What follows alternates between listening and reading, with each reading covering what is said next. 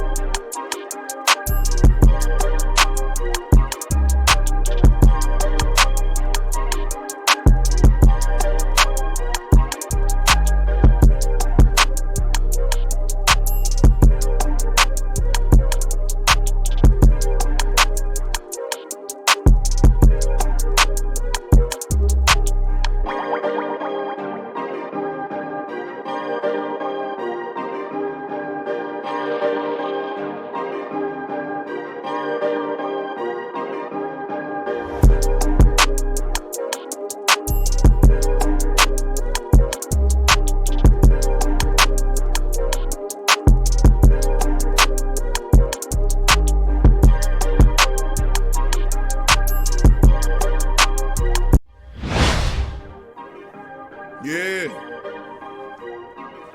Well, all right. Like you always say, welcome, welcome, welcome. Number one sports talking D. We ain't like the Falcons, we won't blow the lead. Look, all we talk is who that, who got cut and who back. Rookies and the vets, players you should look at. It's the sports coma, you don't wanna miss it. Got the pre-game, party, post-game statistics. Get a visit from Sway, maybe DC or 5. It's the hottest thing smoking, Big Q and the guys. Go to YouTube Live, make sure you subscribe. Interviews inside the Saints locker room high. Talk to Drew, Jordan, Zach, Peyton, New Orleans, who that nation. Best believe when I say we bleed gold and black. Ain't a miracle or rivalry could ever hold us back. No, Beastquake, Bounty Gate, let the truth be told. It's the sports coma, all we know is say Super Bowl. Yeah. You're listening to the Sports Coma with Big Q and the guys on the PRO Media Network.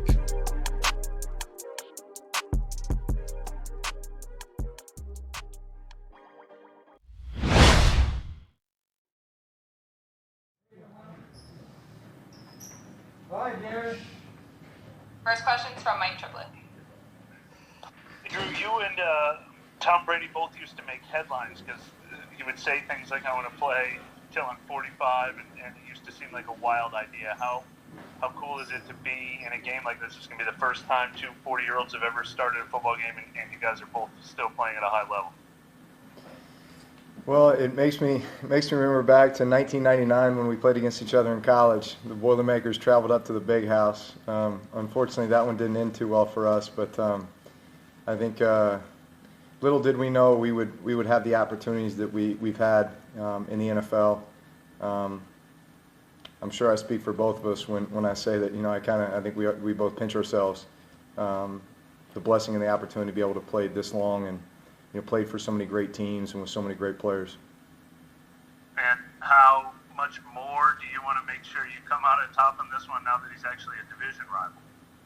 Yeah, listen, I got a ton of respect for Tom and all that he's accomplished in his career. I know, I'm sure he's pretty rejuvenated, being down there and having the opportunity with the new team. And obviously he's got a great team around him, a lot of great skill position players, and a really good defense as well. So, man, they're in the division now, so, we're both fighting for the same thing. Next one's from Jonathan Alexander. Hey, Drew. My name's Jonathan Alexander. I write for the Charlotte Observer. I hope you're doing well. Good. I'm writing a story on your former teammate Teddy Bridgewater, and he specifically spoke about his journey in being a starter, first time starting the season opener in 5 years.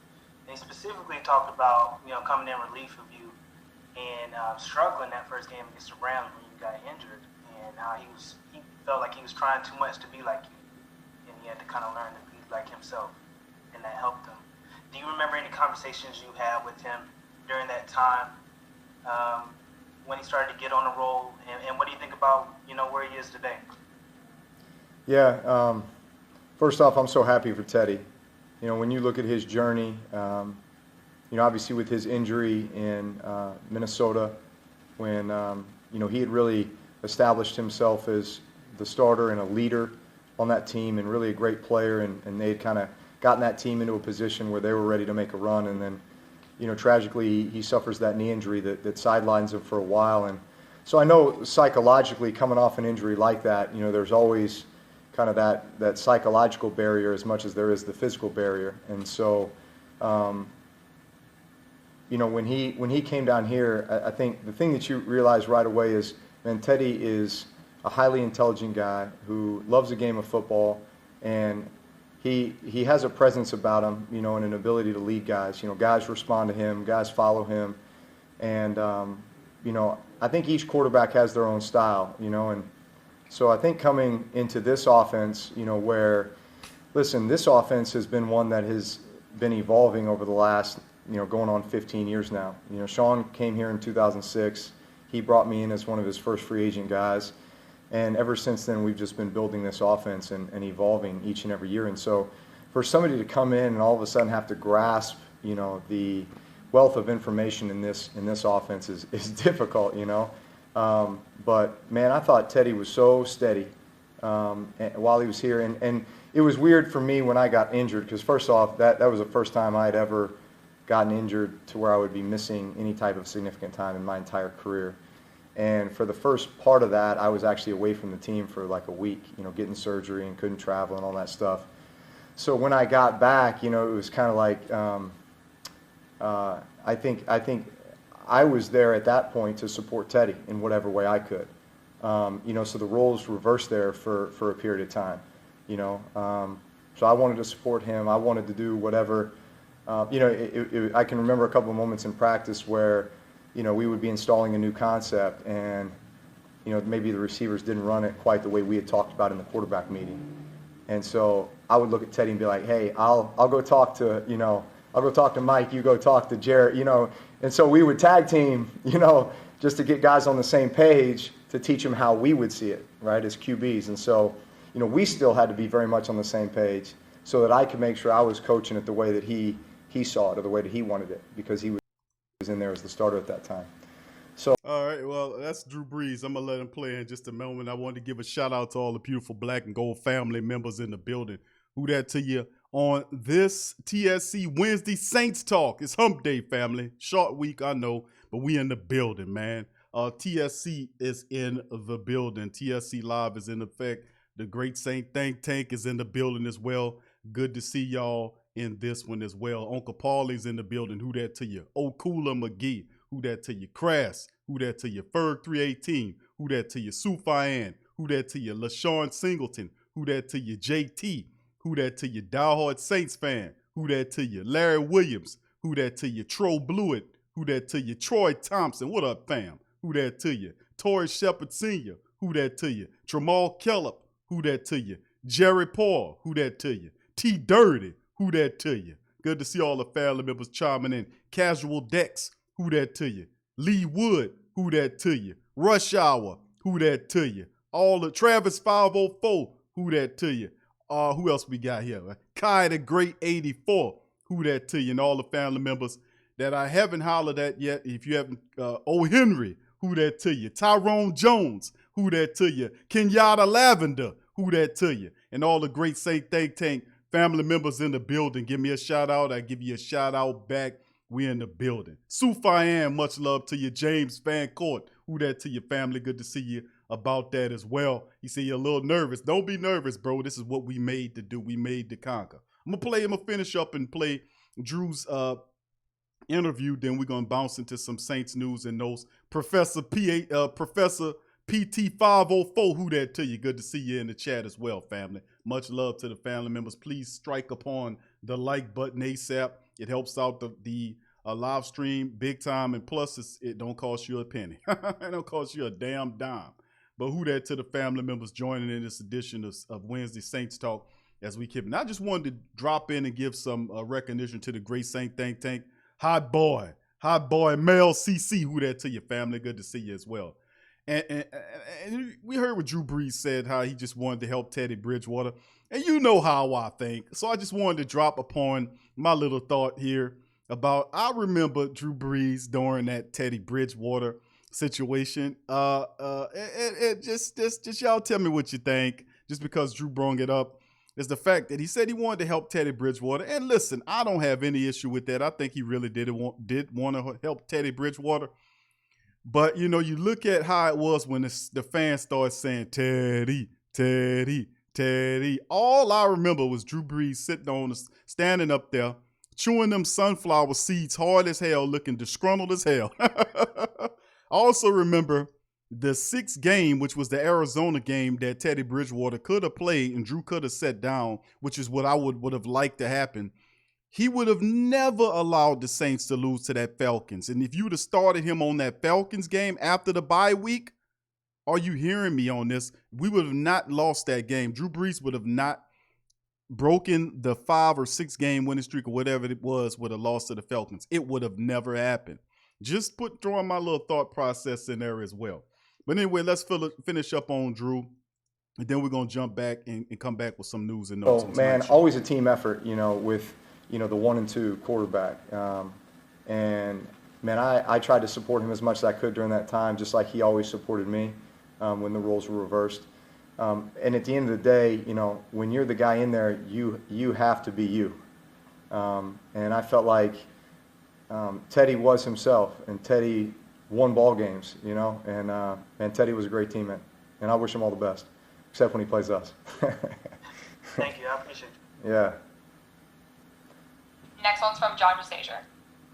And Drew, you mentioned the evolution of the offense over these years, but how has it remained cutting edge through the trial and error process? I mean, teams and players and offenses and systems get stale.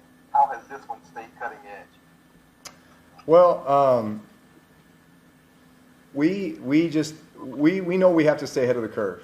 I think each offseason, you're studying a lot of things about a lot of teams.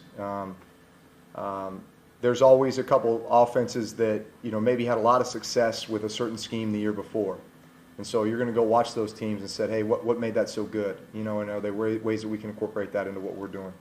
And sometimes there is and sometimes there isn't. But I think what we also know is that typically we're one of those offenses that people are studying, both offenses and defenses. And so we have to continue to evolve so that, we can just, broaden the scope of what we're capable of doing and give defenses more things to worry about.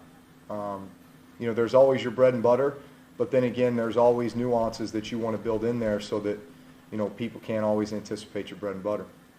That's true, and I agree with Drew Brees 100-fold on that one. And I think a fantastic nuance of the Saints offense would be absolutely running the football. That's a nuance, isn't it? That is definitely a nuance of the Saints offense, to shock people by running the football. Try that one and see how you do. Well, thank you, family, for joining us in this installment of TSC Wednesday Saints Talk. Who that to the beautiful black and gold faithful in the building? Who that to you? Please strike upon the like button instantaneously as we proceed forward with Saints Talk Wednesday, or Wednesday Saint Talk, however you want to call it. And like I customarily do, family, I start the show off by saying welcome, welcome, welcome. You're now rocking with the Sports Coma with Big Q and the guys, where we have intense, entertaining, educating, and enlightening sport talk from your favorite sports family. I'm Big Q, the host, as well as this is the Great Saint Think Tank, a.k.a. the Sports Coma, a.k.a. the Who Dat Nation. We are in the building live and in charge on this beautiful Wednesday. So it's absolutely fantastic, man, to hear the words of Drew Brees. And I often say to myself, a nuance of the offense would be to run the ball. Let's confuse that defense, why don't we? Run the ball and watch the success pack up for the Saints offense as we will gain the full fury of the Saints play action, which once they get the play action going, they are like the Juggernaut from Marvel Comics. They're the Juggernaut. There is nothing you can do to stop them. He's just going to wail on you until they get tired. And I just think that's a part of it. So in this episode of the Sports Coma, man, we're going to keep it rolling and giving the family members a shout out. But in this one, we're going to cover a few news items I want to drop upon the family. And then I'm going to open up the phone lines. I'm going to just share a few stories. I don't want to go too deep into a lot today. I want to get the family members involved in the Sports Coma. Usually I open up the phone lines on Wednesdays and on Saturdays for people to chime in. So I'm opening up the phone lines today, and we're going to take several callers to call in as well. So be mindful to let other family members have an opportunity to chime in as well. And like last Saturday was a perfect show, how everybody got in there, said what they wanted to say, then got out and let the next person get behind them and speak their mind. That was flawless. And I thank all of the family members. We had over a dozen people call the show last weekend. There had a lot of people calling, but 12 of them got through. So, that is something that's really excellent as well. And I'd like to give a shout out to a lot of family members. Mike Larry, who that to you, Mike? Good to see you in the live stream. And Astrusic God, that's my son. Who that to you, to my son there as well. Jeremiah Smith, who that to you as well. Big ups to the family members chiming in on this one. So Wallace Smith, what up, Wallace? How you doing, fam? Good to see you in the chat, baby. He says almost game time. I got you, bro. That's right. Wednesday, bro, it's going down. And I'm very happy too, family. I'm gonna let y'all know we'll be doing something called TSC Tailgate. Ice cream man 504. What's up, fam? What's going on, my brother? And TSC virtual tailgate. And this came from Mozzie. I'm going to give him credit, man. Like always, I got to give family credit. We groundbreak a lot over here. We do a lot of stuff most people don't do. And we considered it, continue to do that. The 24/7 live stream is currently down. We're working on it. We're updating it. And it'll be back up later on tonight. So y'all to get that notification. Just letting y'all know. The TSC 24/7 is called Saints HQ. It's 24/7 Saint Talk. I know most of you, most of the Great Saint family has exposure to it, has watched it, and has enjoyed it. It's been a tremendous success, and we're going to keep the ball rolling. Trail Hatch, who that to you? Sean D, who that to you as well? Big ups to the family members joining this. Strike upon the like button for your dog, Big Q. Now, this is another thing. We'll have the 24/7 live stream back up later on tonight. You'll get the notification.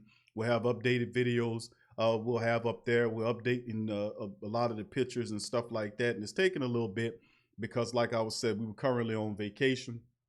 I had to take a break. I've been going hard in the paint. I don't know, something like in the last 10 days, 40-something shows in the last. That's how your boy working. Nobody out here going to outwork us, man, for real. But it's big time, man. And I thank the family members for y'all support of what y'all been doing. Much love to all of y'all for sharing the show links and telling your family and friends about the Sports Coma. We 100% real and serious about Saint Talk in the building. Doing it for over 5 years and still going on strong and gaining more and more love. And a lot of stuff coming real soon, man, that I want to let y'all know about, just briefing you. But TSC virtual tailgate is coming on Saint Day, like on when it's time, maybe an hour or so before the game. Like, this is an afternoon game, so the TSC tailgate will more than likely happen an hour or so before. It's a 2-hour show, and it'll give you an opportunity at home. If you're having a party, you can call up and you can dial up the Sports Coma, get on the phone and show what you're cooking on. The family up in the building. It's the TSC virtual tailgate, baby. We continue to do it big, man. We're going to do that, and it'll be more of a fun affair, man. Jay Giggity is in the building. What up, fam? Good to see you as well. So without further ado, fam, I'm going to get through these stories. I wanted to play several more interviews. They had Marshawn Lattimore that I wanted to hear from, but I'm going to just forego the rest of our interviews I had chimed up. I'm going to hit you with a few articles, and then I'm going to open up the phone lines so you guys can chime in and give your thoughts on the Saints team, the rosters, and so on and so forth. Thoughts, concern, questions, comments, whatever you got, you can express it to the whole Who Dat Nation momentarily. We're going to open up the phone lines after I get through some of these articles. So give me just a second, family, and we're going to get to sharing one of these in just a second. Here we go. All right, here we go. Saints report Cesar Ruiz. Now, you know, and might I add, man, this might not be nothing, but then again, it might be something. And let me say that again. This might be something, but then again, it might be nothing. Well, you know, the failed attempt to acquire Jadeveon Clowney, could it have something dealing with it? Well, Davenport missed practice again. It might just mean they're giving him rest or whatnot. But, you know, if that's the case, here we go again. Let's read the report, man. Let's get through it. This is coming from Luke Johnson of NOLA. He says 3 New Orleans Saints missed practice Wednesday, including 2 likely starters, rookie offensive lineman Cesar Ruiz with an ankle. The Saints' first-round draft pick this year and defensive end Marcus Davenport dealing with an elbow. Both missed Wednesday's practice, as did undrafted rookie Blake Gillikin. Ruiz opened training camp as a presumed starter at either right guard or center, but has not participated since leaving on August the 27th practice with what was then an undisclosed injury. Davenport missed about a week of training camp last month, but returned to practice last week. It is still unclear whether these injuries will impact either Ruiz or Davenport's availability for Sunday's season opener against the Buccaneers. All other Saints players were all full participants in Wednesday's practice. On the Buccaneers side, Mike Evans dealing with a hamstring issue, and he did not participate. Safety Andrew Adams has hamstring issues. And cornerbacks Parnell Motley, hamstring, and Ryan Smith ankle were limited in practice for the Tampa Bay Buccaneers. Is this an issue to the great Saint think tank? Ruiz is dealing with Ruiz is down, which he is set to be the offensive line. They're saying offensive line, but he's going to start off at guard. He didn't have enough reps to be even considered for the center position, so he more than likely will start off at the right guard position. I'll be monitoring that one very closely, to be honest with you. Who that to you, Dada, for chiming in. Kelvin, who that to you? All right, good to see you in the chat, families. Big ups to you. All right, and then, of course, Marcus Davenport with that elbow. We'll see. Hopefully it's nothing, man, and I anticipate both of these people to roughly to be there. We'll know as the week gets closer to Friday whether or not it's an issue, but hopefully they'll be fine moving forward. Okay, let's move to the next issue here. The clock tick-tocks loudly on Saints Alvin Kamara. This is coming from the PFT camp.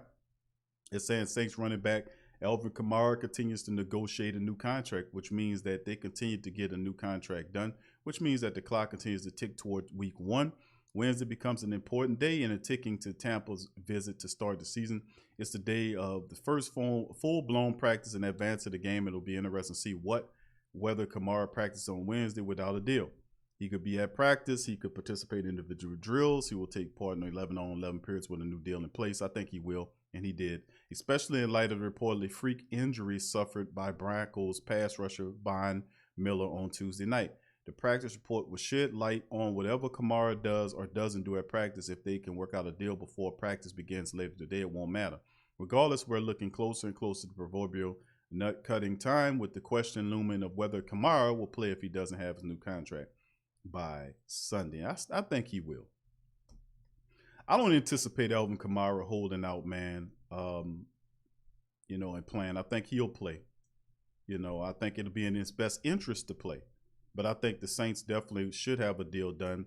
Adam Schefter reported it will take in the next couple of days. By his timeline, that should place the deal done by Thursday, which it should be, because there are no other really pressing concerns on the table for the Saints. This is a long thing that they can get it hashed out. They can get it completed. And if they can get it done by Thursday, get it all done by Thursday, this will be a really excellent thing for the team, keeping, its skill set players like Alvin Kamara there. Mike Thomas is there. So they'll have those two very powerful offensive weapons together for the next several seasons together. And the Saints, man, listen, once Drew goes, this team could keep, they can stay in the hunt. A lot of people say without Drew, they don't have a chance. You never know who the Saints will go after on the free agency wire either. What does the team, like last year, if Drew would have retired and said, no, I'm not coming back, do you not know that you would have had Tom Brady as your quarterback? Regardless of not, the Saints are going to the Super Bowl. It's what that pretty much told me. When I found that out, and of course, Tom Brady revealed that himself. He was waiting to see what Drew was doing. If Drew retired, you'd have Tom Brady. Either way, you was going to have a Hall of Fame at the QB position is pretty much what I'm relaying to the family members. Your spotlight in the Super Bowl is pretty much sealed with a Hall of Fame quarterback. And it'll be the same if when the Saints win, Drew comes back to defend it. And if he doesn't come back to defend it, there'll be another veteran that'll be here that will have Hall of Fame pedigree, that when he hangs him up, he'll be a Hall of Fame as well. The party won't stop, family, is what I'm saying. The Saints are a powerhouse well into the future.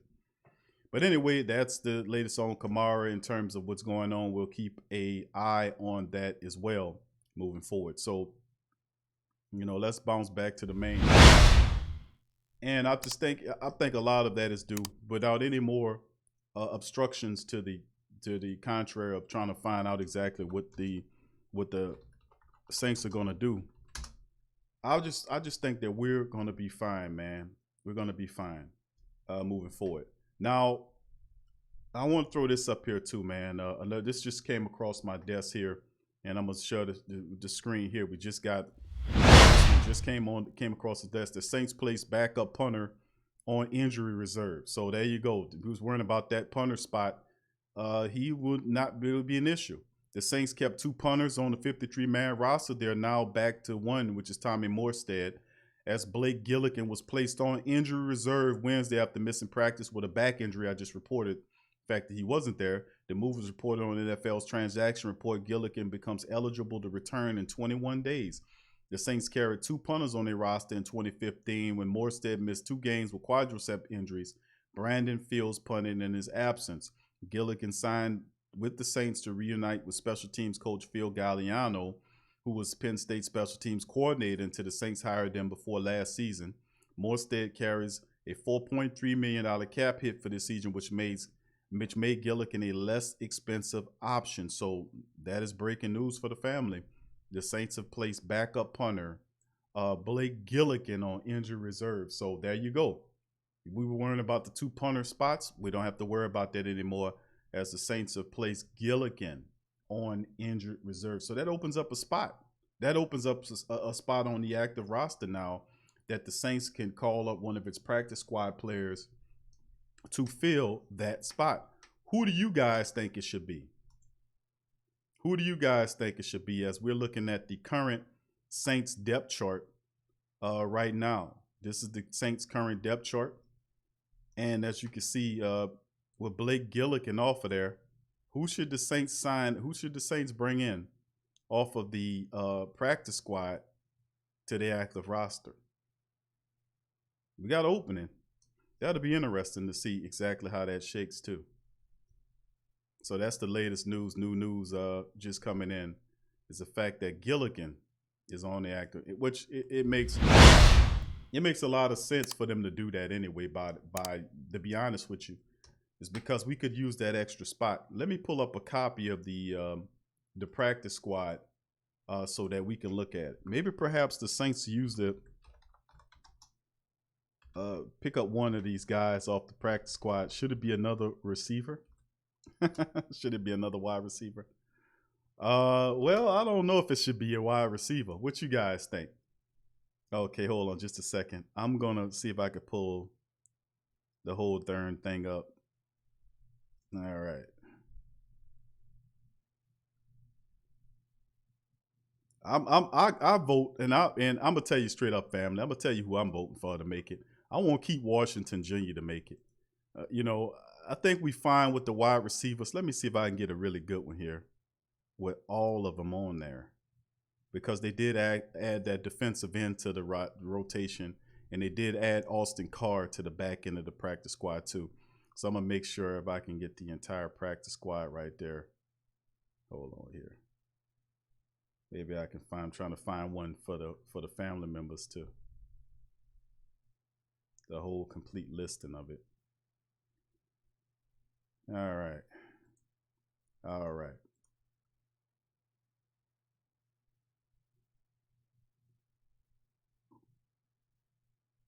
All right, here we go. So perhaps this one has them listed as well. So, oh no, it doesn't. And that sucks. All right, here we go. Here we go. Let me share the screen with the family members so they can see what I see. All right, now here go a list of them right here, family, of the guys there. We got Joe Pesci. Anthony Chiquillo is there. Andrew Dowell is also there. Benny Fowler is also there. Let's see who else we got. Garrett Griffin, we don't need him. Kemon Hall, you know, that's another dude that makes it. But Keith Washington and this LeJardan Humphrey. What do you guys think? They got an open spot. What do you do with that last spot? Now that you place your punter, Mike says Hakeem Butler. Well, hey, you know, you could. You know, you got Marcus Hunt, Jawan Johnson's there. I don't think we need none of these guys. You got enough running backs. You know, who you use? Tommy Stevens, we don't need him. Throckmorton, Cameron Tom is interesting. You could use another guy. I say Keith Washington's my pick, man. And, of course, you got this guy right here, Marcus Willoughby, you know, as a guy that he was the late Johnny come lately to the practice squad. The Saints pulled him off the street. He was a former Raven guy who was actually pretty decent. I looked at some film of this guy last night of Willoughby, and I was impressed with Willoughby. He has good size, speed, and what Ryan Nilsson's teaching and tutelage, this kid could be a steal, man. He has good size, good speed, and he was very productive in college. And like I said, I looked at film footage of this guy, and I actually like Willoughby. I'm gonna just be, for those who don't know, man, I like Willoughby. You know, I don't know if you guys seen any film on him, but I encourage you to check out the film on Willoughby, man. He's actually a pretty decent prospect for the Saints to go and reach back and get. So this wasn't a bad move to get this guy. I didn't know too much about him. I had to do some research on him. But I actually like what I did see of him. Tyrone Jones, who that to you, says, okay, Sufian says he'll take Fowler. Kelvin says, I hope Des Bryant retires soon. Kai says Keith Washington is 100. Thank you, Kai. Michael Sachs, what up, fam? He says, are you worried about Davenport? No, my brother, I'm not. We covered that. Killer Score 74 says Warford is in the PS. Yeah, Warford is not eligible. He opted out. Ramsey, what up, Q? What's going on, Ramsey Walls? Who that to your family? Good to see you. Appreciate you. Thank you also, brother Tori, for that. Please get the likes up. We got over 70 people. If we can all take the time to just hit the like button, we'll be fine, man. Let's get that thing to about 100 of them in the chat. I appreciate you, family, for those who hit it. And for those who don't, please hit the like button. It helps out big time. But Sufian said, let's go for Fowler. You know, he likes Fowler, and then I ain't mad about that, you know. John says Keith Washington, and me too. You know, I'm like, okay, we can use that. We can use that. Trail says we need some swagger, some more swagger. Okay, Trail, who you like, bro?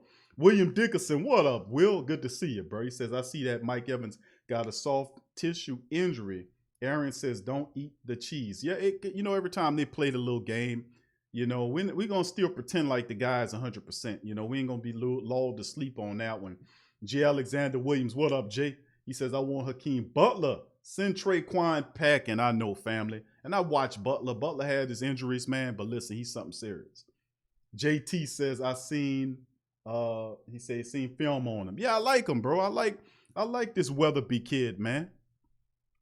This Willoughby kid. I like him, man. Like I said, I watched the footage.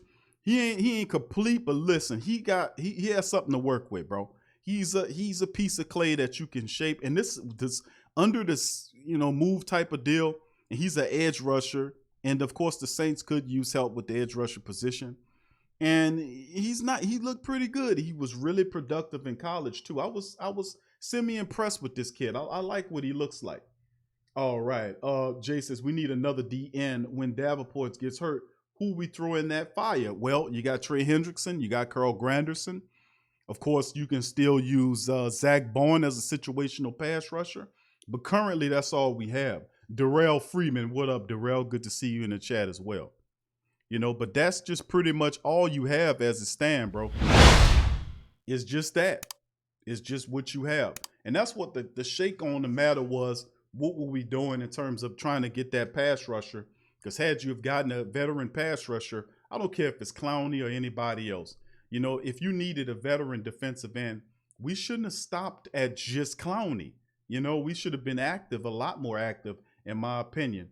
We didn't get him, but we're going to see. We're going to sit here, and like Peyton said, when they got rid of Nigel Bradham, he says, I want to see what these young guys look like. Well, guess what? We're going to see every bit of that. We're going to see what some of these young guys look like, and hopefully some of these young guys could step up to the plate and perform and do a good job for the team.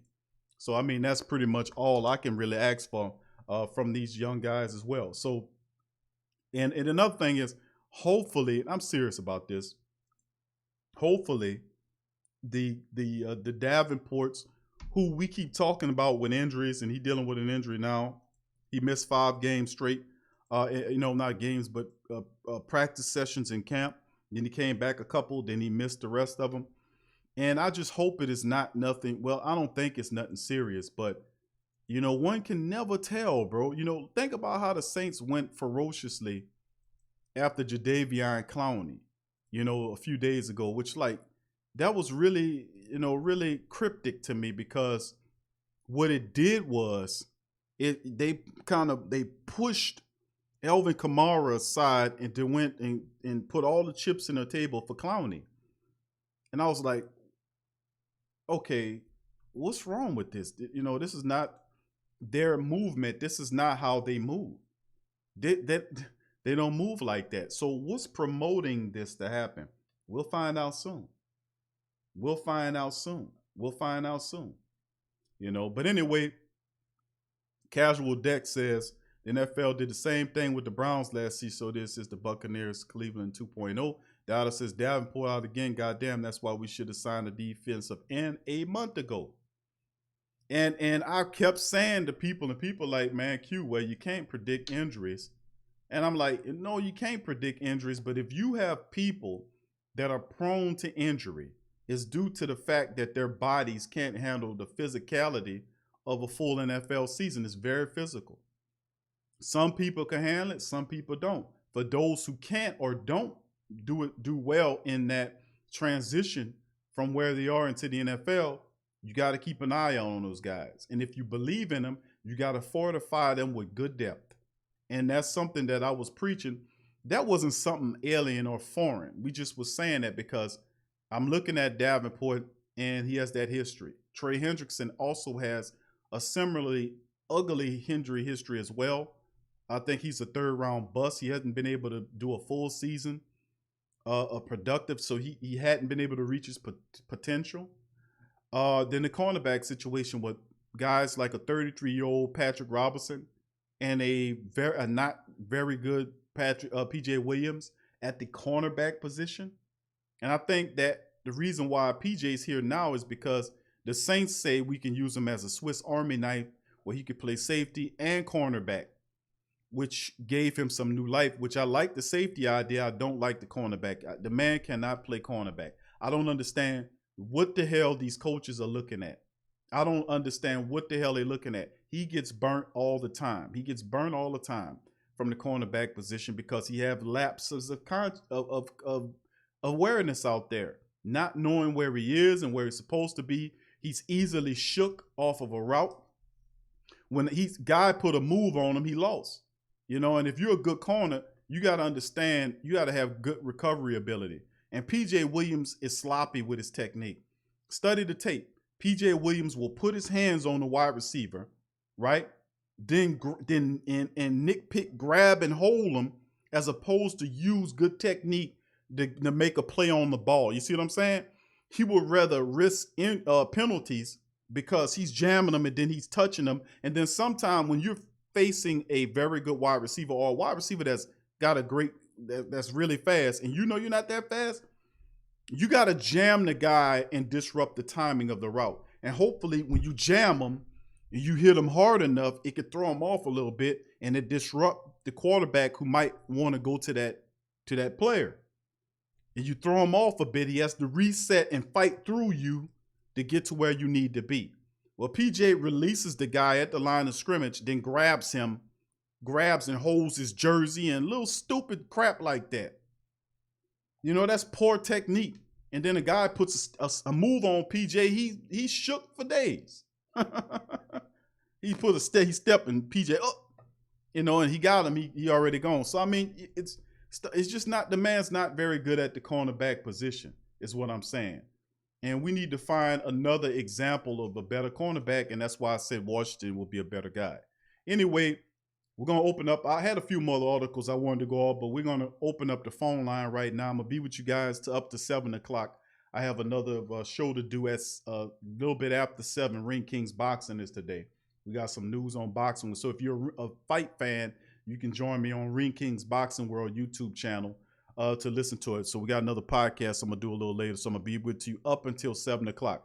The live lines are open now, family. The live lines are open right now for you to call 504-475-4482. 504-475-4482. Live lines are open. So if you have any questions or concerns about what's going on with the Saints Nation, what do you think about the Saints prospects of winning the first game? Or you have any concerns about the Tampa Bay Buccaneers or about your New Orleans Saints?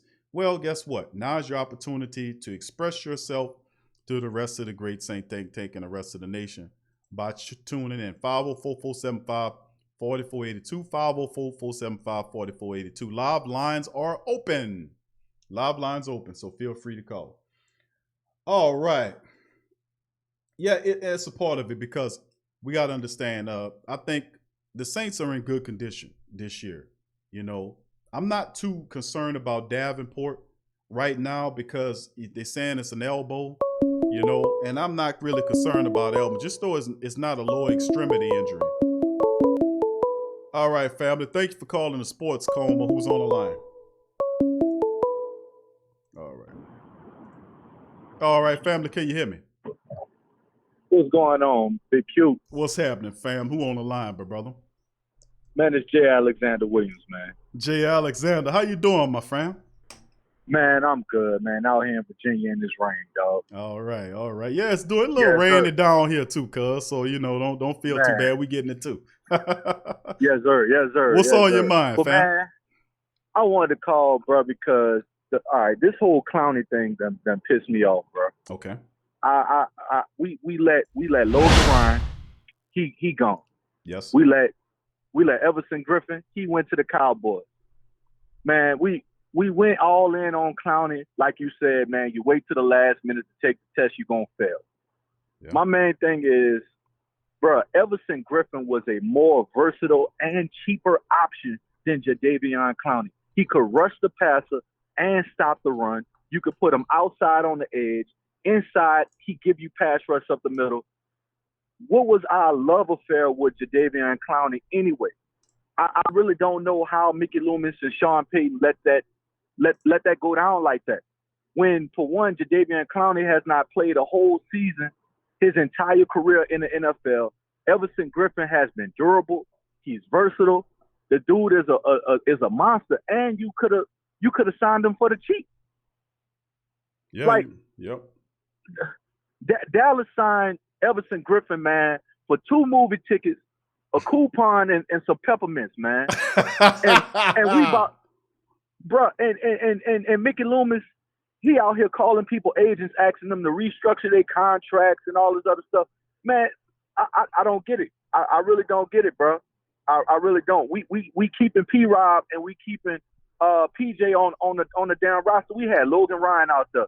You had other corners, man, who are serviceable, man, like Darquez Denard, all these other dudes, Drake Patrick, all these cats out there, bro, and you gonna keep PJ and P-Rob? They must be seeing something that we don't see on Sundays, bro. Well, I just don't get it. No, go ahead, Jay. Finish up, bro, because I'm gonna comment on what you said, my brother. Man, I'm good. That's it. I mean, hey, bro. My coach used to say, shout out to Destrehan High School, Stephen Robichaud, the eye in the sky don't lie. You understand? I don't know what the hell they think they saying on the sideline, but we see what we see on Sunday. PJ out there getting burnt like toast every week. P-Rob, man, if Marshawn Lattimore go down, God forbid, or Jack Rabbit go down, who we about to throw out there against Kansas City? Who we about to throw out there against Tampa Bay? Justin Hardy? Man, if you don't get the hell,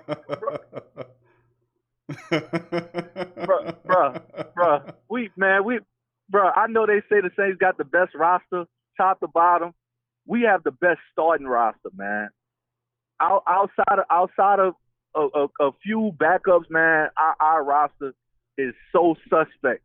And like you just said, bro, PJ is not a goddamn on corner. PJ is a strong safety, okay? PJ like to hit. You can put PJ in the box. He can cover a running back or a tight end.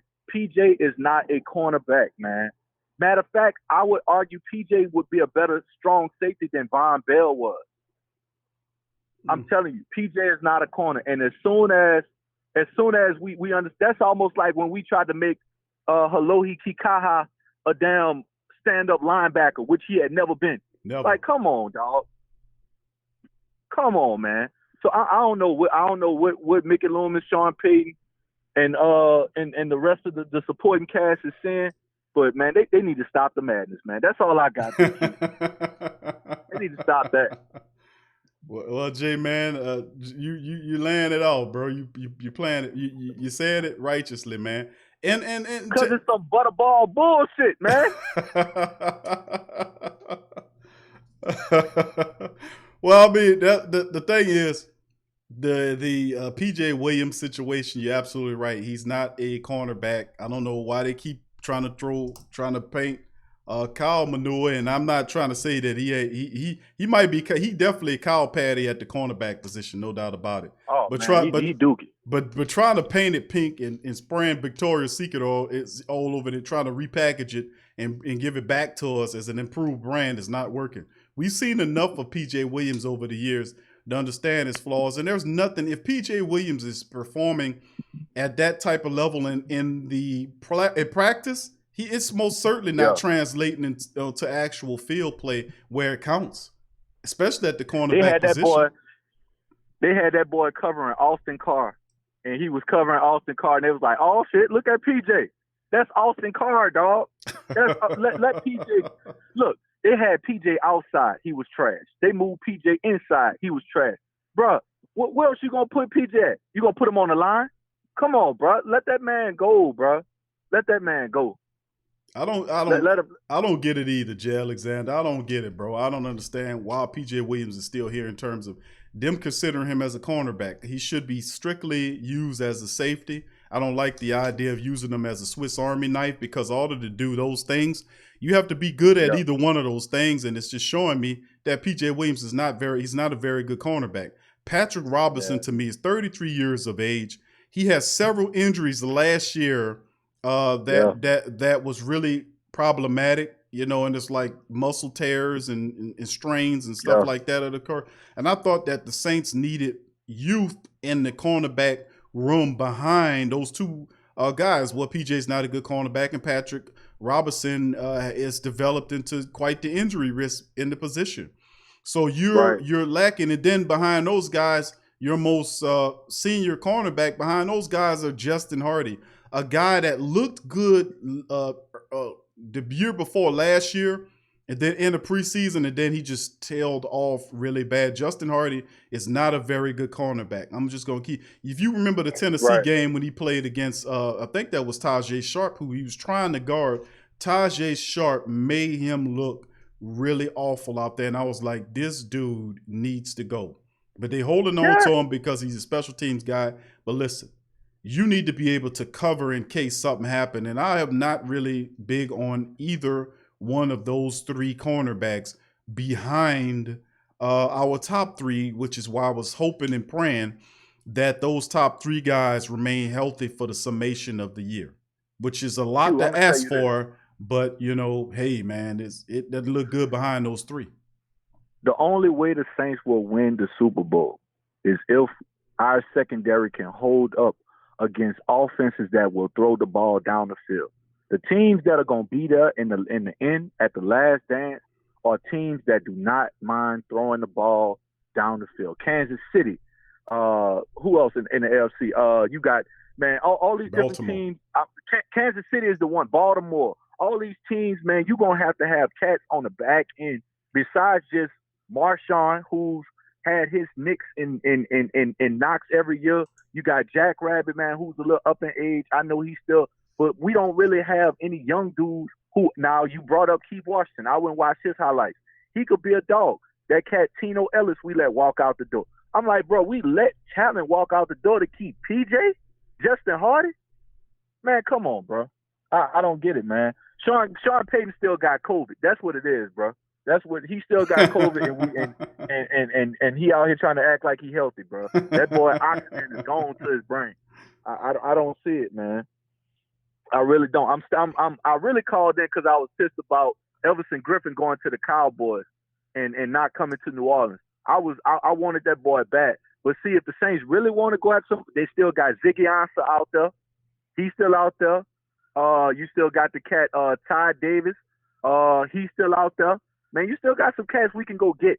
But the fact of the matter is, I think, man, Sean Payton and his pride is one of the things, man, that's always going to be his foot in the tail, man, because he's a Bill Parcells disciple. Sean Payton does not like to be proven that he is wrong. So the fact of the matter is he's probably going to ride with who he got. But, man, it's talent we could bring in out there, Big Q. Well, I mean, you absolutely spot on, Jay. I mean, you speaking 100% fact, bro. And I'll just add this to it. After ferociously chasing down Jadeveon Clowney and not securing his services, the Saints' next move to secure a defensive end was Den Willoughby, who they signed off. He's a practice squad player who has potential, but that was the move. So you go from Jadeveon Clowney to this Willoughby kid. You didn't go get a veteran defensive end. You could have did that with a Ziggy Ansah or Cameron Wake or any one of these, Jabal Sheard, any one of those guys who have a track record of performing as a pass rusher that can come in and help your team. They didn't do the next move after missing on Clowney was Willoughby. Just contrast the difference in what's being said here. Clowney, Willoughby. Yeah. So I mean, it's just. If I couldn't get him, I go right. That's going from a damn iPod to an 8-track, Q. You ain't about to tell me we done went from Clowney to a goddamn Willoughby. Yes. What is that? Come on, bro. Man, look, bro. You remember on back in the day this old movie called Blank Man. Nigga said, slap me around and call me Susan. That's what the hell they trying to do to us right now. They trying to play us, dog. And watch, us Saints fans, we gonna be back here next year talking about the same thing. Why didn't we make it to the why didn't we make it to the ship? Why didn't we make it to the Super Bowl? And my main thing is going to be because we don't have cats who gonna step up and dog it out to the end. Now, God forbid, we don't get that injury bug. But Marcus Davenport is injury prone. Trey Hendrickson is injury prone. Andrews Pete injury prone. Marshawn Lattimore, every year he misses like a 2-week span or a 3-week span every year. So history, man, when are these cats just gonna like show y'all, okay, we need some other cats to play besides the ones that are our starters. Football is a 100% injury-rated sport. You need backups, man, and we do not have that. We don't have it. So maybe again, y'all see something I don't see up here in Virginia. I've been stalking every day, hoping that the Saints they would do something that I could say, oh, okay, I see. But every day these niggas make me do the face palm, dog. Every day. Well, face palm emoji every day. Well, I mean, the thing is, bro, is it's frustrating. It is because you wanted to see New Orleans say, okay, listen, we about to make a move here. We going after Clowney, which is the kind of move that a lot of the fan base wanted to see to electrify them or add to. Listen, well, they're not saying that Clowney was the end all be all. He would just merely have accentuated the overall talent of the team. This is a stacked team, but we talking in references of depth because of players who have not completed a full NFL season as of yet. There are several people that we are headlining that are key members of the defense right now who have never completed a season due to injury and are dealing with injuries now. Whether they may be serious or not, that is not the question, the topic. The thing is, the player or person who deals with injuries is dealing with injuries right now. It might not be enough to stop him, but it's the fact that he has an injury right now, man. And we haven't really even gotten physical. Now, they might have been, they've been dialed back on their aggression. When you're going against another player, you can't hit them. You can't do all the stuff. But listen, when you have an opportunity, you're going to hit Tampa players. So, and they're going to hit you too. So it's going to get, the physicality is going to be ratcheted up several fold against another team that you don't care whether or not they get injured or not in that regard in terms of it doesn't impact your team. But that's the thing we're dealing with. Davenport is dealing with an elbow issue right now. And then you're dealing with Hendrickson. Can he, if something happens to Davenport, can he come in and keep the ship rolling? And he's been even more hurt than Davenport. And you got Alex Anzalone, who's the same dude. He dealt with 4 or 5 different shoulder injuries. And he's your middle linebacker. He's the Mike linebacker, which means he is the man that's going to be calling the plays on the defense, getting everybody lined up correctly, running sideline to sideline. He's going to have to get release off the offensive lineman if they come to him, all this kind of stuff. And he's a guy that never completed a full season of play. So strictly, all this is, we want to say, what's the depth in case something happens to a person that has the history of being injured? So that's what it comes down to. I was shocked. Which is why I was shocked, bro. We let Joe Bacci walk out the door. Which is why, honestly, big dog, I ain't gonna lie, I'm excited about a cat like Caden Ellis. I mean, Caden Ellis got speed. The dude, he's smart. I love his athleticism, but I love having having a cat like Joe Bacci, man, who's that old school, stick my head in the pile kind of linebacker. I like that. Alexander Loney, I ain't gonna lie, he's athletic. I mean, he a beast, but I mean, the dude he's a glass vase, man. I mean, every year it's something. My main thing is DeMario Davis go out there and do the same thing Alexander Loney do. Well, DeMario from Mississippi, they built different. So, it's just like, man, we invest in these injury-prone players. Marcus Davenport. I think it's safe to assume for us to call Marcus Davenport a bust, man. I think year 3. I think it's safe to assume that we can go ahead and call him a bust. Why? Every year it was the toe, it's an elbow, it's a shoulder, it's a broken hand. Every year, like goddamn, like this dude got Benjamin Button disease or something. Like, bro, I can't get it, dog. And again, maybe they see something we don't. But the Saints are the most loyal team to like the most trash players, man. We might as well just call Fred Thomas, Ashley Lilly, tell all them boys, come on back. Come on back, man. We trying to put the band back together again. I don't get it, bro. I don't, man. Shit, but hey, man, I appreciate it, Big Q. We shouldn't have missed out on Everson Griffin, man. I'm mad about that. Sean Payton saw what Everson Griffin and Danielle Hunter did to us last year, and you gonna let that dude go to Dallas? Come on, bro. And the cold part about it is, just to mirror your point here, to add to it, is the fact that you didn't get one question from the media about why that was the case. And one question pertaining to Sean Payton on why, if you was hell bent on Jadeveon Clowney, why did you go after him like you did, and why wasn't that same ferocity used to address the position had you not achieved or gotten him? What was the plan B? And I kept telling people over and over again, why? Because I know the rationale, the psychic makeup or the psycho makeup of what Sean Payton and how he thinks.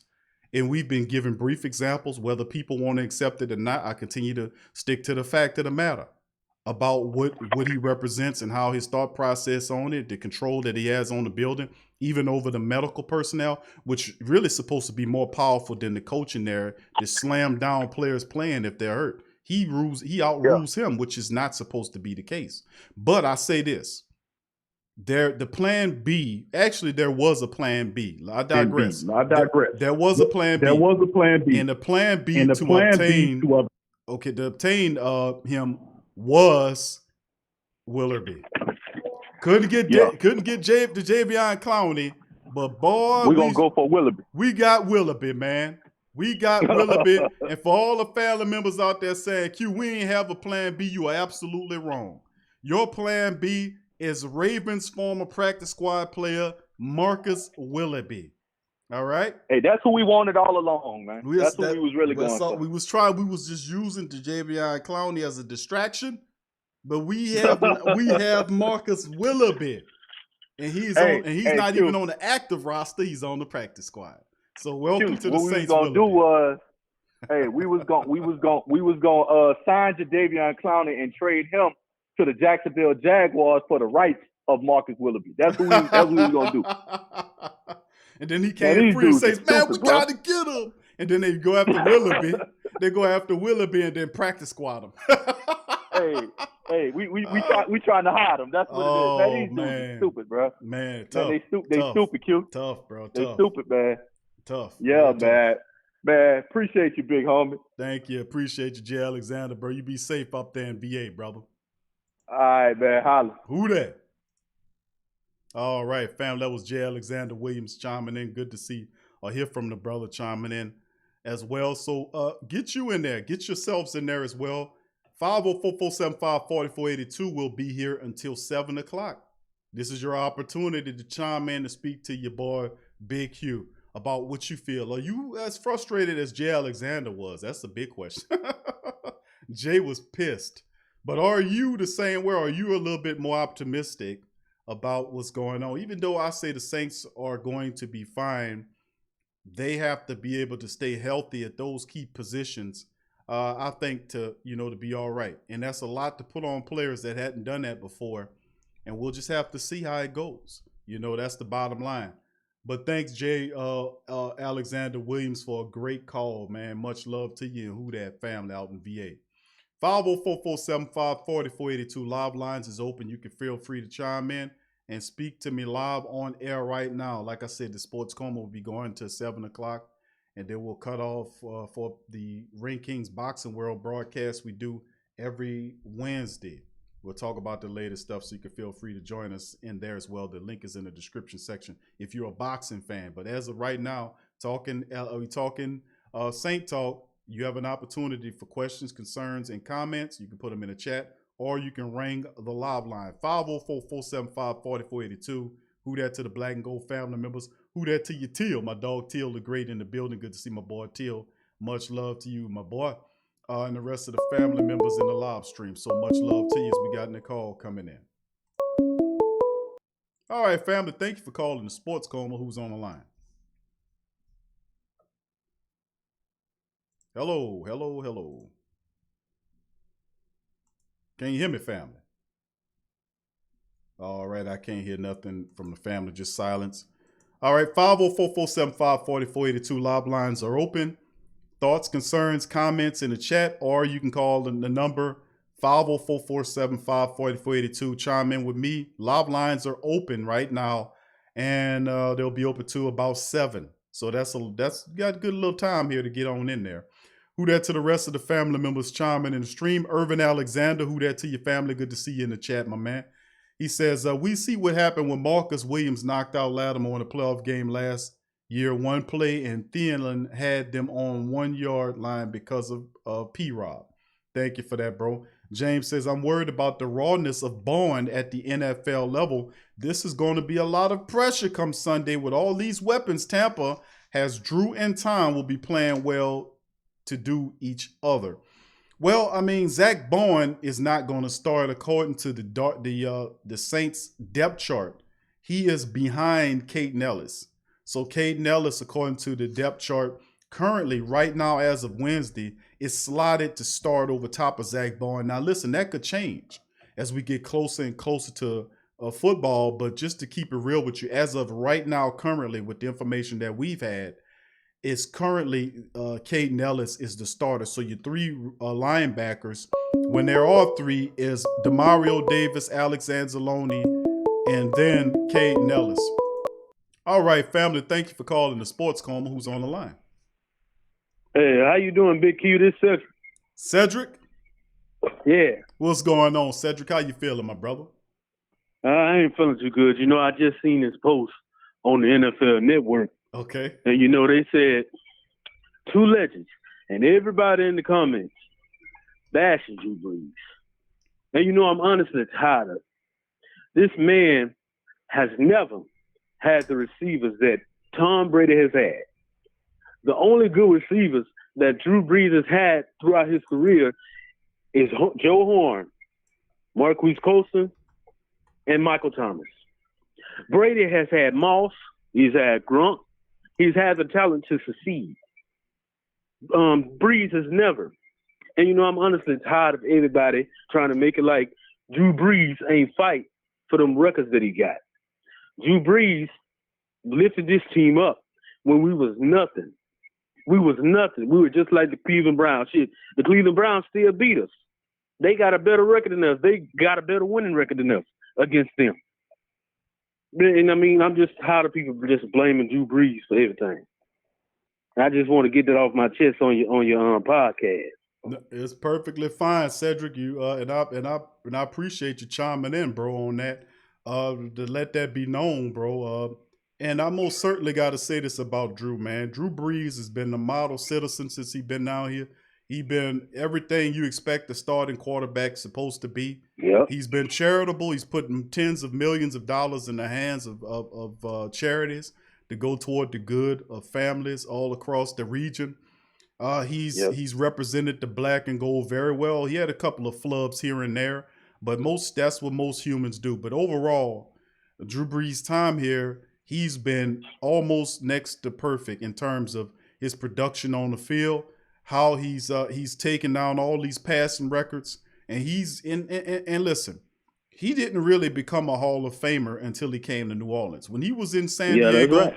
he was a good quarterback, but he didn't come to when he came to New Orleans, he became a superstar. He became a star and a superstar, and that's how he got all those damn records, coming to New Orleans and doing it in the building with the Saints. So I mean, let me tell you something. I mean, the Drew, you know, I can't really say nothing too negative about Drew. In terms of his play on the field, man, I can't really say too much bad about him. As opposed to, a lot of my stuff, my focus is going to be on Peyton. That's the leader of the team. They're always trying to downgrade the Saints and everything that we do. If you look at all these damn trying to say want to kiss the Bucks behind, and the only reason they kiss them behind, they got a 41-year-old quarterback and Tom Brady.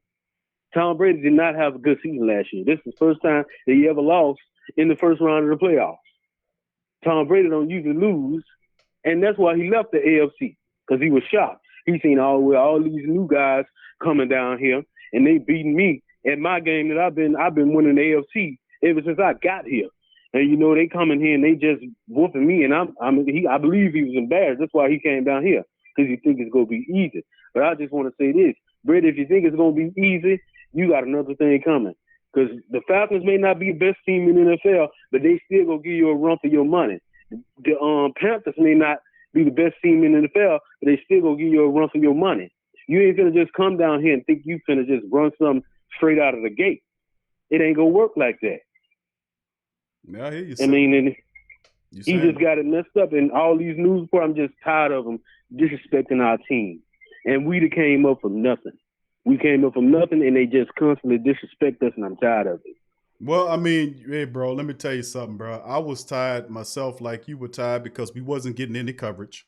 They wasn't talking about the Saints in a favorable light. Anytime they show highlights on the NFL Network, it'll be about the Saints getting burnt for a touchdown or something stupid like that. I mean, it was always you had Saints haters in positions that would overlook the team and would still consider the Saints a losing a team despite the current success that the team has had. And I think that a lot of people is still having that warped mentality, but that was fine because that's where there's a great Saint think tank. That's why there's a sports coma. That's what created this, because I felt much like you and thousands of other Saints family across the Who Dat Nation that was totally tired of not getting fair coverage, not hearing the right talk about our team, and not hearing downhard, passionate, 100% truth talk about the status and the culture of the team. To have a unbiased opinion, except from these damn reporters, and they bias because they got to go over there, they got to kiss their ass for the press pass. But you don't have. That's why I said, man, listen, 100% real talk. I don't care if they like it or not. Is what's truth is true, and we talking about the team that we love, and we don't look at them with rose-colored glasses. Go ahead, Cedric. And I just want to say this last thing. I'm tired of people saying that Brees chokes in the playoffs. If you look at it, these last 3 years we lost, it's been our defense choking in the playoffs. Now, Brees has made some mistakes, but the defense is to blame. And we never sit up here and say, well, the defense did this. I always want to blame Tom Brady, just like Stephen A. Smith said. At some point, you got to stop blaming a 40-year-old dude that has done more for this team than he's done for anybody in his lifetime. So you can't keep saying that Brees is choking in the playoffs and you're not blaming our defense. I mean, Drew Brees couldn't tackle Stephon Diggs. I mean, Drew Brees couldn't tackle Marshawn Lynch. Drew Brees couldn't pull a flag out of his booty hole and throw it up in the air. Drew Brees couldn't do none of that.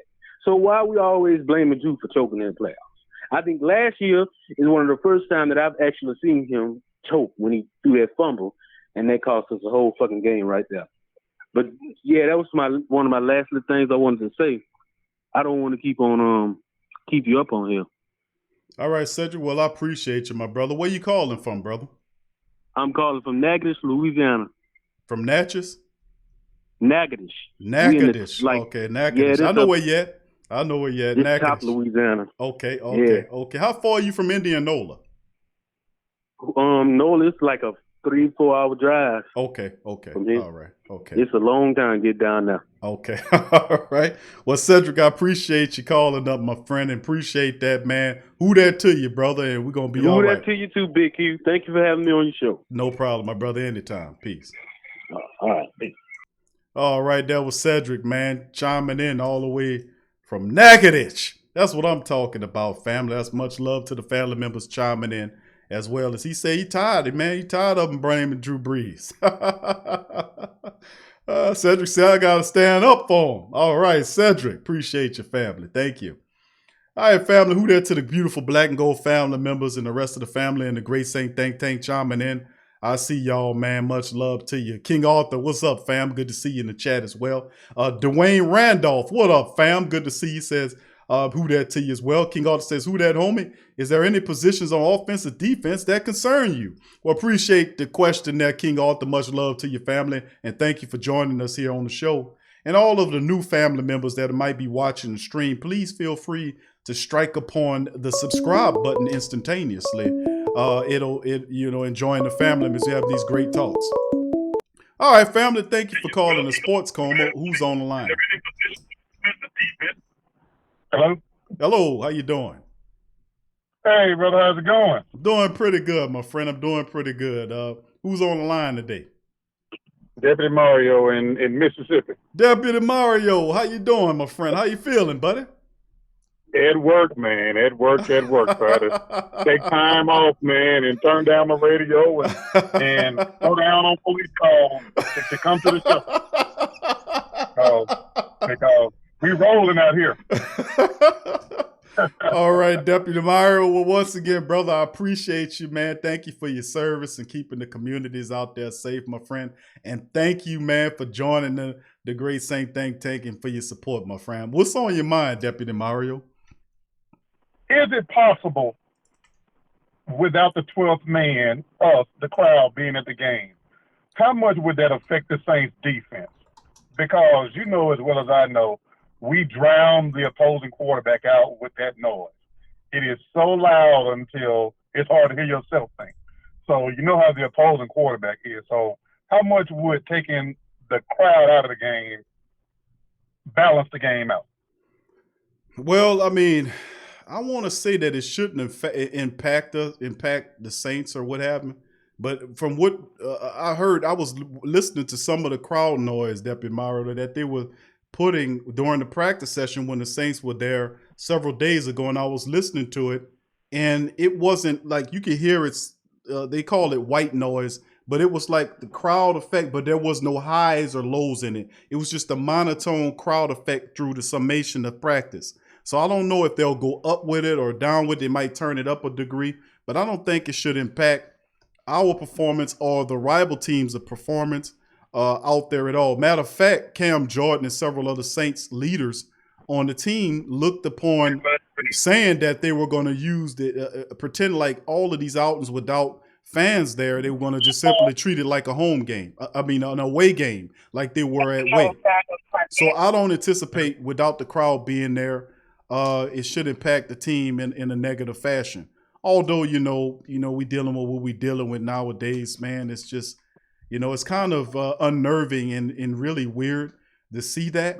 But that's just where we are. But I don't think it'll have a negative impact on the Saints or the Tampa Bay Buccaneers. I think these teams, once the hitting starts, I think that these teams going to zone in on the play on the field and screw all that other stuff. That's just going to be my take. Right. But if you look back in the playoffs, when we played the Philadelphia Eagles, we drowned Nick Foles out. Yeah. We drowned the Rams quarterback out. He had so many errors. The only reason that the Rams won that game because of a bad pass interference. But if you look at the quarterbacks, they were shaking because of the noise. Right. Right. Well, to be honest with you, that's great points, Deputy Mario. You look at I think the second game that's coming up, the next home game after this game, the state signed off on the fact that they're saying that you can have fans in attendance, but the city of New Orleans have yet to sign off on that. So it's up to the mayor, Mayor Cantrell, has to be able to sign off on that plan because the state has.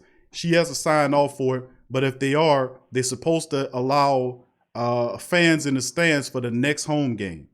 So even though that's still not what we are customarily seeing 70 to 80,000 plus people in the building yelling their head off, 12 to 20,000 plus people, situated in the dome does add, some sound to it. And it is better than no fans in the stands. And it gives us some sense of normalcy, you know what I'm saying? But that's still yet to be determined. Absolutely. Well, brother, I appreciate you for letting me on the show. It has meant a lot. And who there to everybody that's watching and listening. And it means a lot. Well, appreciate you, Deputy Mario, for what you're doing out there, my friend. You be safe out there, and we appreciate your support, my brother. Who that? Yes, sir. Who that? And thank you a lot. Thank you. That's Deputy Mario, man. Good to hear Deputy Mario chiming in, and all of our police friends of the shows. We pray for y'all safety out there. Y'all got a tough job out there, and it's complicated with the C-19 stuff.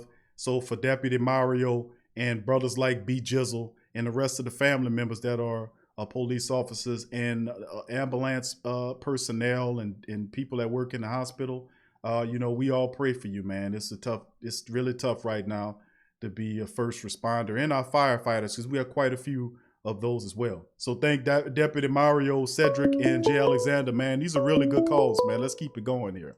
All right, family. Thanks for calling the Sports Coma. Who's on the line? Yo, man, it's Drew goddamn Brees, man. What's good? What's good, fam? How you doing? Doing bad. Come on, what's going on? I got some bad thoughts in my mind right now. All right, what's going on, bro? What's happening? So I work for Cox Technical Support, and what should have taken me 10 minutes took me an hour trying to tell this old man how to operate the contour remote. He kept asking me like for an hour straight which buttons are which, and the guy I'm just pissed off right now.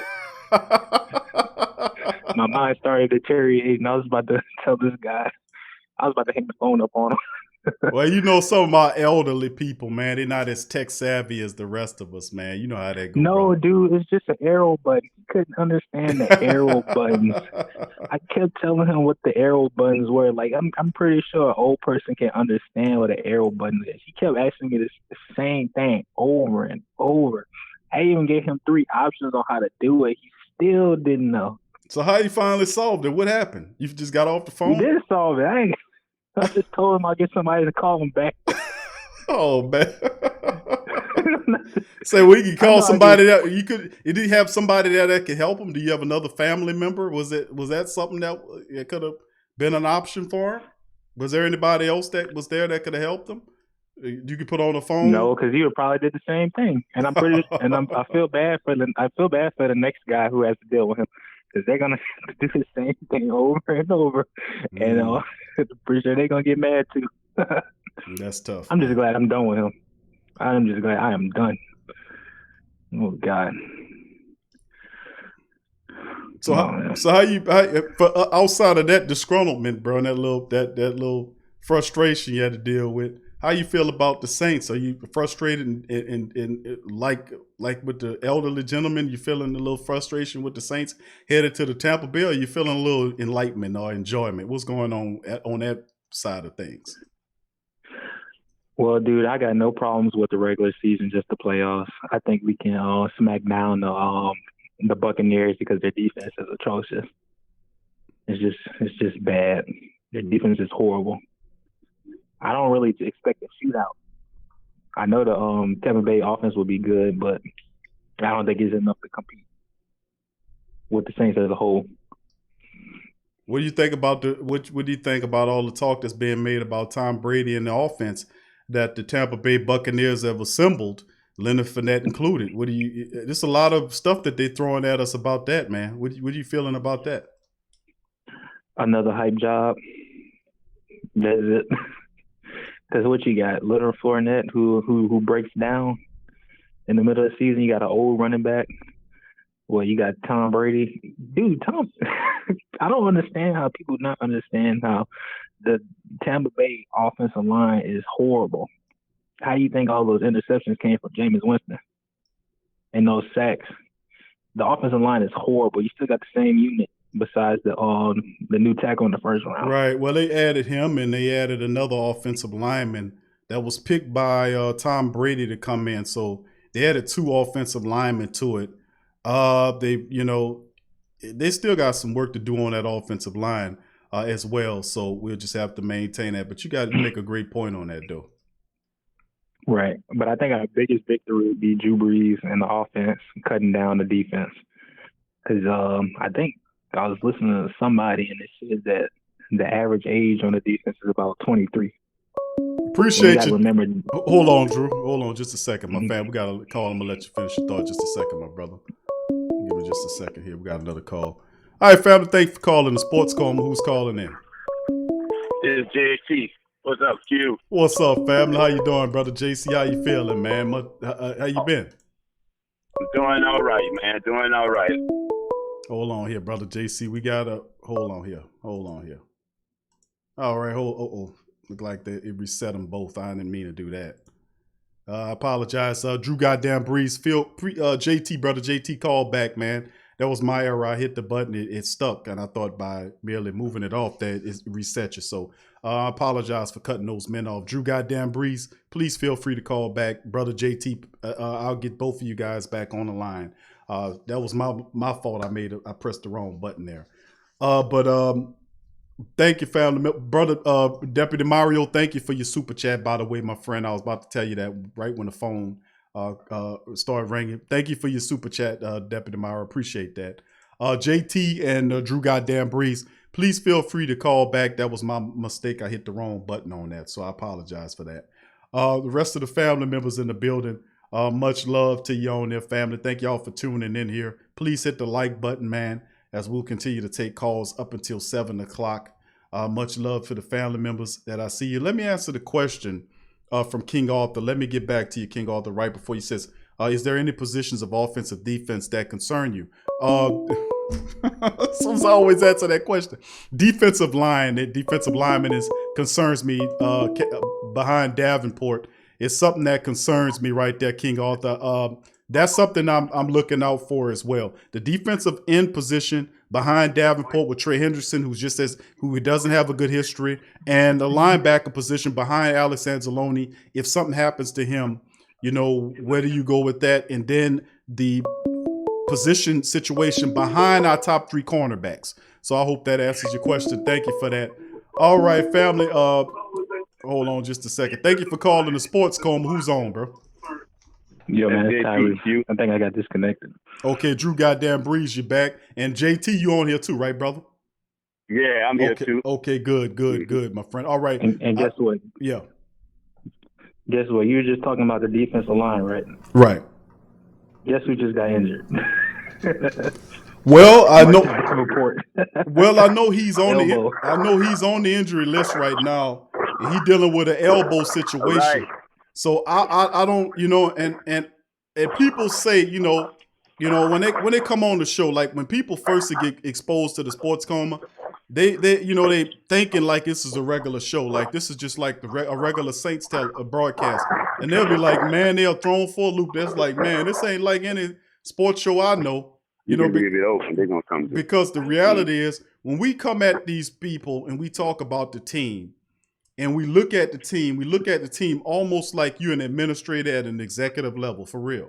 Because you're looking at the team and you're saying, listen, man, it's not no cautious optimism that we displacing here, or we displaying. What it is we're looking at the team almost like from an executive perspective, and we're saying, listen, we need more fortification for this player who's hurt all the time. And I was saying that, and then I was like, wait until you're required to come out with these IR reports. We're gonna know what time it is, because they were masking a lot of which was going on from the practice session, because you wasn't required to fill out any reports. Now we getting into the nitty gritty. We can find out exactly what's going on with Davenport and why he missed 5 days of practice and during the training camp, then came back for a couple days and then missed the rest of it.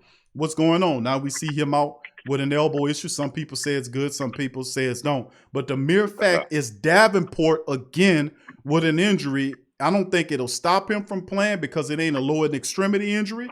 It's just an elbow. But at the same time, you have to cautiously say to yourself, man, this dude hurt again. So it just like he's got weak bones. I'm saying some people are not made for that, man. I'm telling you. And we need fortification of that. But go ahead, Drew goddamn Brees. And JT, after Drew say his thing and he expressed himself, then I'm going to get you on in there too, my brother. Sounds good. All right, Drew, go ahead, brother. Yeah, man, it's like ridiculous. Like, like the regular season is one thing. The Saints will get 12-4, 13-3. So maybe they'll get better since we got our offensive weapons in check.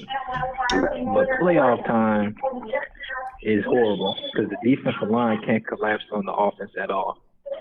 Like when we played Vikings, Kirk Cousins was getting busy. It's like the team offense and defense. So like you need to have something working, because Lattimore got exposed when he went against whatchamacallit, I can't even think of his name, Adam Thielen.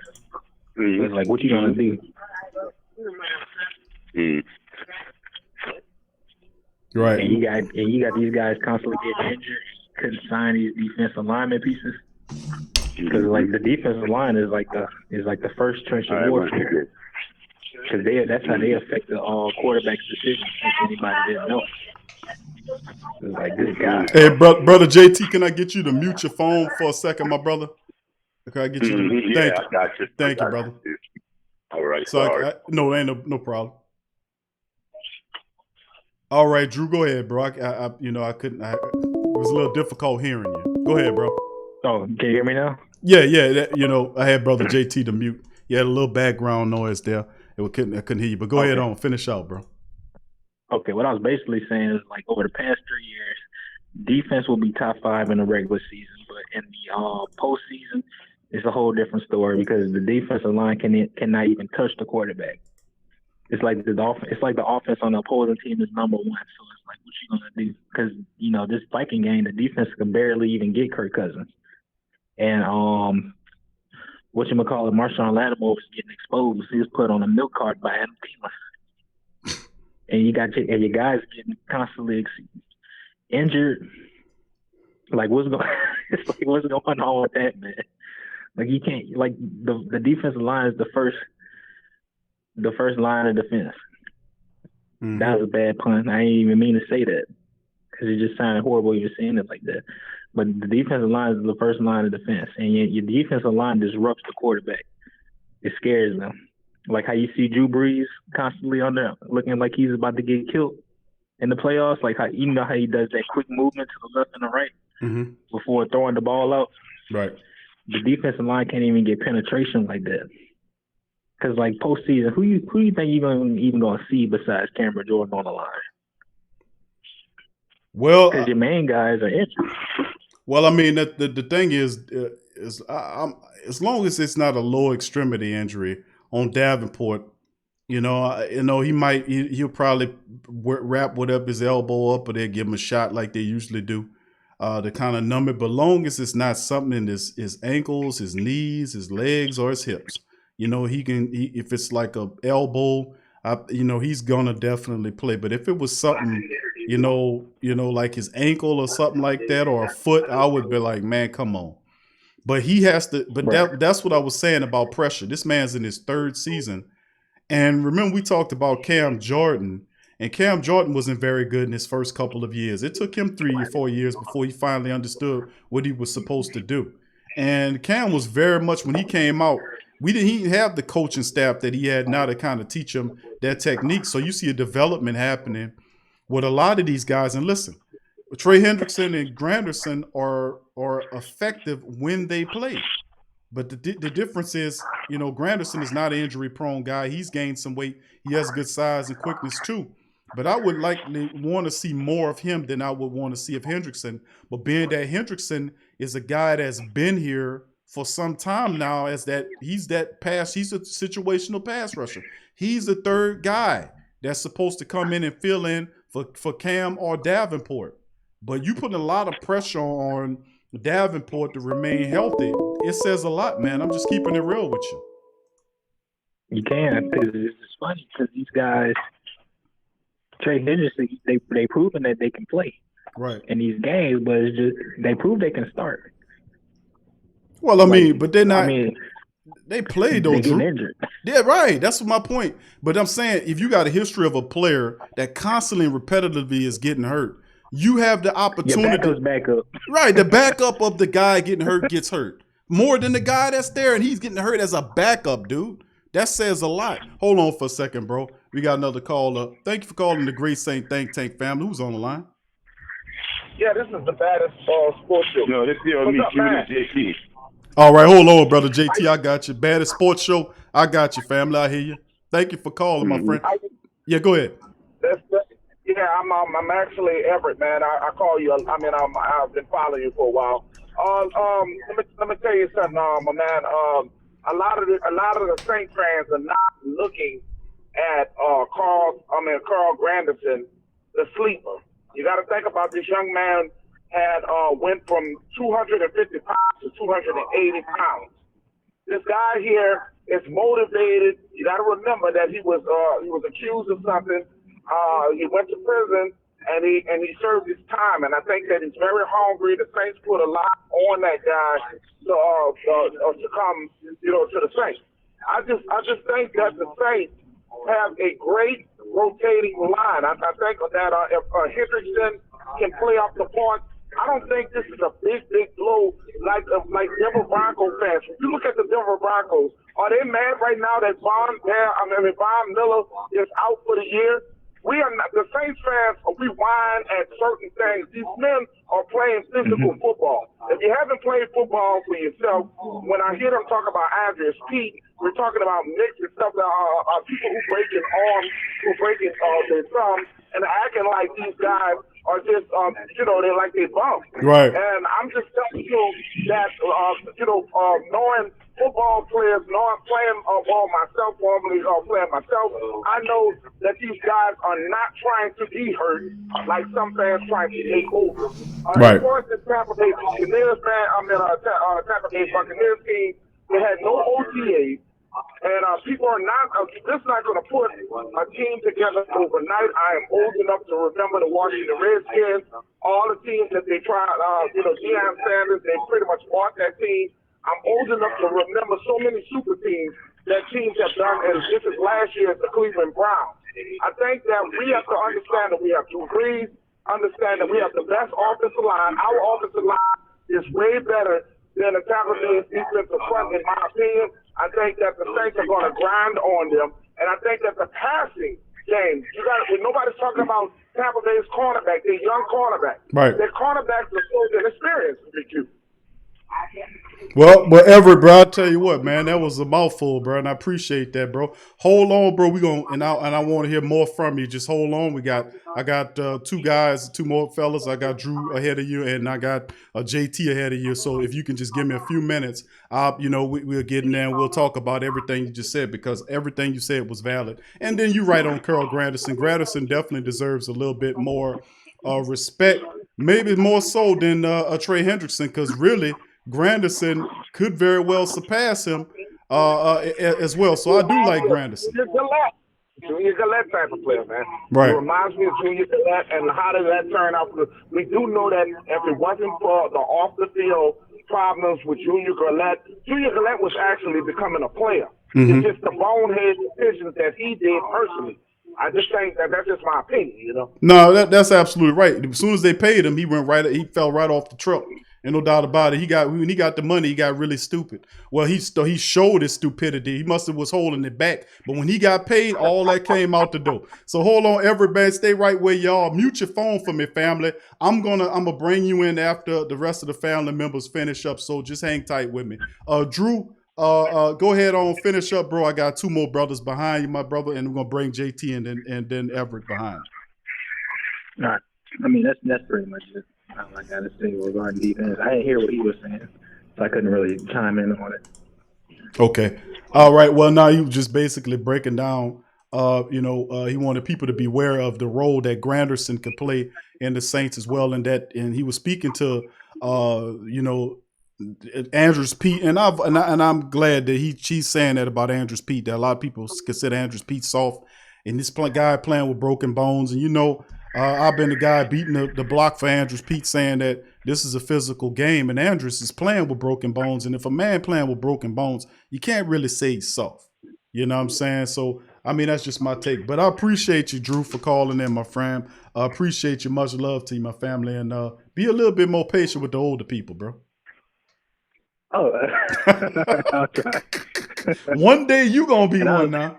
Just remember that when you talking to the older family, the older folks, remember that sooner or later you're gonna be one yourself. So just remember that. You don't want some youngster trying to That's true. That's true. But my generation don't know a lot more. Well, that is true too. That they'll be a little bit more technical savvy. That's right. But thank you, buddy. Appreciate you. Who that to you, bro?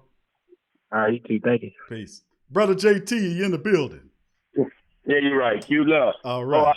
I have a son 24 years old. Q, I'm with his butt too. So don't worry about it. Just let him know. Yeah, I'm with his butt. And he's gone right now, Q. And he come back. Look, Q, he come back yesterday. He want to come back. I told him I'm still going to whip your butt if you're doing the wrong thing. So. Boy, we got a show tonight, Q. Oh, man. Yes, yeah, we got one, brother JT. What's on your mind, my brother? How you feel about stuff? Well, I'm going to say this. I'm going to go off another area, Q. I'm going to go in this area. Q, how many times did the Saints, that you feel we had a Super Bowl team? I would say about it in Sean Payton's area. I'd say about at least 3 to 4 times. I'm going to go with that number, at least 4. right? And then each year, each one of the years, what we led with, it was the running game, right? Deuce McAllister. We would have went to the Super Bowl against Chicago if we would have did what? We'd have ran that ball. Deuce McAllister. You ran that ball. Deuce McAllister. Right. That's right. We would have went to the Super Bowl if we would have did what? With Ingram, if we'd have did the same thing. We'd have ran the ball. We'd have been in the Super Bowl. So my point to this is, it's not rocket science. You know, we don't have to get on the board and draw upside down V's and all this different stuff. You know what I'm saying? Just run the damn ball. Just run the ball. That's all we got to do. Just run the ball. I mean, that's not rocket science. That's what the running backs are there for. You can tell he kind of shaky on running the ball. Ooh, right now he's about to pick Kamara, and he ain't. You know, he's like, I know that he would say he don't have anything to do. Let me tell you something. A coach has everything to do with the entire teams. All decisions, the coach has something to do with it.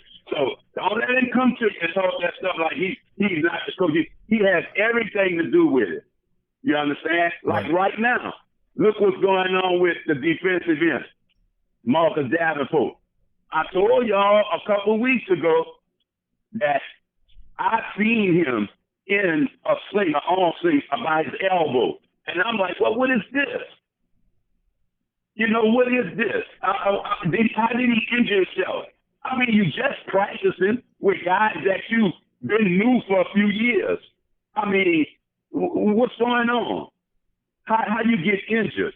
And then here came everything about clowning all over. Just start getting hyped up more and more and more. And I'm like, oh my God, the guy must be injured. He must be injured. And if he's not injured, Q, quiet as it kept, you don't know, and I'm going to be the first one to say this, you don't know if he's trade bait. You don't know what's going on. I don't know if he might be trade bait. I don't know. If you don't see him on Sunday playing, Sunday evening, he's pissed off or something is going on. That's all I can say. I've been watching football for a long time. You understand? And I'm going to say, I think he's pissed off. I'm going to be shocked, you, but I think somewhere somebody's pissed off and word is starting to get around about, you know, trade him or trade the defensive tackle. I mean, I'm listening to a lot of that. You know, I'm hearing that. So no, I'm like this. We're gonna watch this team and watch what they put on the field Sunday, and it's gonna answer all our questions. I can guarantee you.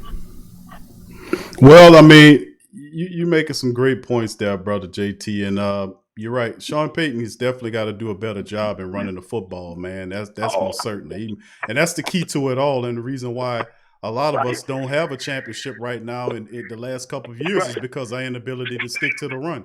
So you 100% right on the money with that. Right. I mean, you got running backs right there. You got I will play with his name. I ain't gonna play without a call him Garrett Finnegan, but I don't know if some of the listeners know Garrett Finnegan. You know, that's one of them old runners we had back up with Barry Word and all of them running backs. Yeah, I remember Gil. Yeah, I mean, just let this guy run. And if he would have ran him against Minnesota, we win. All right? If he run him against anybody, I say we win. Because with those plays that they was putting out on the field, they were supposed to beat these guys. Now defensively, I mean, we didn't play no good game. Even offensively, we didn't. But one guy came to play. You understand? Right. And that was Taysom Hill. Right. You know, you don't want to run. You don't want to run Latavius Murray. Why? Will he do some money or something? Is he do some money for incentives? I mean, man, the hell with all of that. I don't know. Run these guys. I don't know what the issue is. That Latavius Murray averages over 4.5 carries. Per carry, and then you have a guy like Dwayne Washington behind him averages over 5 yards a carry. So I don't understand what's the purpose of having power backs. If you don't like power backs, right. why don't he have a stable of skill backs similar to what Kamara does? Why does he even have power backs? I don't understand the principle if you're not going to run. That's right. What you going to have them for? The same thing with Mark Ingram, Q, if you remember a couple of years ago. Mark was supposed to come into an incentive, to hit an incentive on his money. Mm-hmm. And they did not let Mark get that incentive that year. I think that's where Mark was pissed off at too, in the way they had him wanting to go. Right. It was like, if I'm gonna go back and look at it so I can get a receipt on this. But I think I knew it for sure it was Mark's incentive he was about to hit. But I think they let Drew go for the touchdown thing. I'm gonna go back on that. Drew, I want to check that, Q. I want to check that, but I knew for sure it was Mark's incentive he was about to hit, and it was going to give him a couple $1 million of so many $1 million. I know what I'm talking about on that. Okay, well, JT, you hitting on some points, bro. That's a part of it, man. And remember, the running game helps out, right? But I know you got other callers, Q. Well, I appreciate you as usual, brother JT, of always calling and dropping the knowledge, my friend. Appreciate you. Oh yeah, that ain't no problem. Thank you a lot for putting me on there. No problem, my brother. Who that? That's brother JT there. All right, Everett, you still with me, brother? I'm here, brother. How you doing? The sir, he made a great turn. Hold on just a second, Everett, hold on just a second. We got one more call, and I'm going to let you in there, bro. Thank you for calling the Great Saint Think Tank family. Who's on the line? Hello, are you still on the line, family member, not Everett? Okay, we might. It's Avery here. Okay, Avery here, but you anybody else here besides? You looking for me? Oh. Okay, anybody else here besides Baddest Sports Show? Okay, all right, I guess not. All right, brother, go ahead on and do your thing, bro. I'm sorry about that. Yeah, no problem, brother. How you doing today? Baddest Sports Show on Facebook. But what I want people to understand is that Sean Payton has multiple times have gotten his own way. We have missed the opportunity of winning three. Actually, we could have won 3 Super Bowls because of Sean Payton getting in his way. When we think about last year, when we think about we had lack of running the football. He gets away in big moments in the playoff. Now against the Seattle Seahawks, the defense played stout. The Saints were running the football. The Saints beat a good team. When the Saints run the football, that gives the defense a lot of rest and a lot of confidence. And that was without the great Drew Brees. So I'm just thinking that Sean Payton gets in his own way. He has to get his foot out of his behind. And he won you the championship before. It should be a reminder now.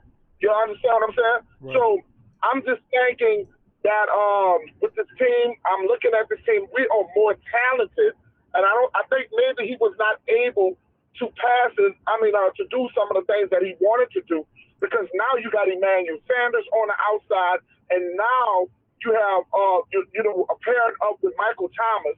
Who are you going to double team? Because that's going to leave Jared Cook wide open. You're going to have an open spread. I see the team more explosive than they have been. I haven't seen a team like this probably since they was Cooks and Brandon. Cooks and Michael Thomas together. I just think this is so dangerous, sir. Yeah, you got some great points there, bro. And you're right. Sean Payton does have to kind of get out his own way. And I think a portion of that is he's really stubborn, man. And I've been documenting that for some times and showing various examples of stubbornness. Yes, you have. Yes, you have. And I stick to the point because, we have to point out that fatal flaw, because I think that's one of the main reasons why the team hasn't been successful in the playoffs. It's not just one person, where you got Cedric came on and said it was, Drew Brees that he doesn't play well in the playoffs, but it's not exclusively all Drew Brees. If you look at early this year, the last playoff game, the defense was hideous in the game. They were awful. They was allowing the run to happen, and it wasn't Cook. It was his backup gashing them too. So they were totally awful. The offensive line was awful.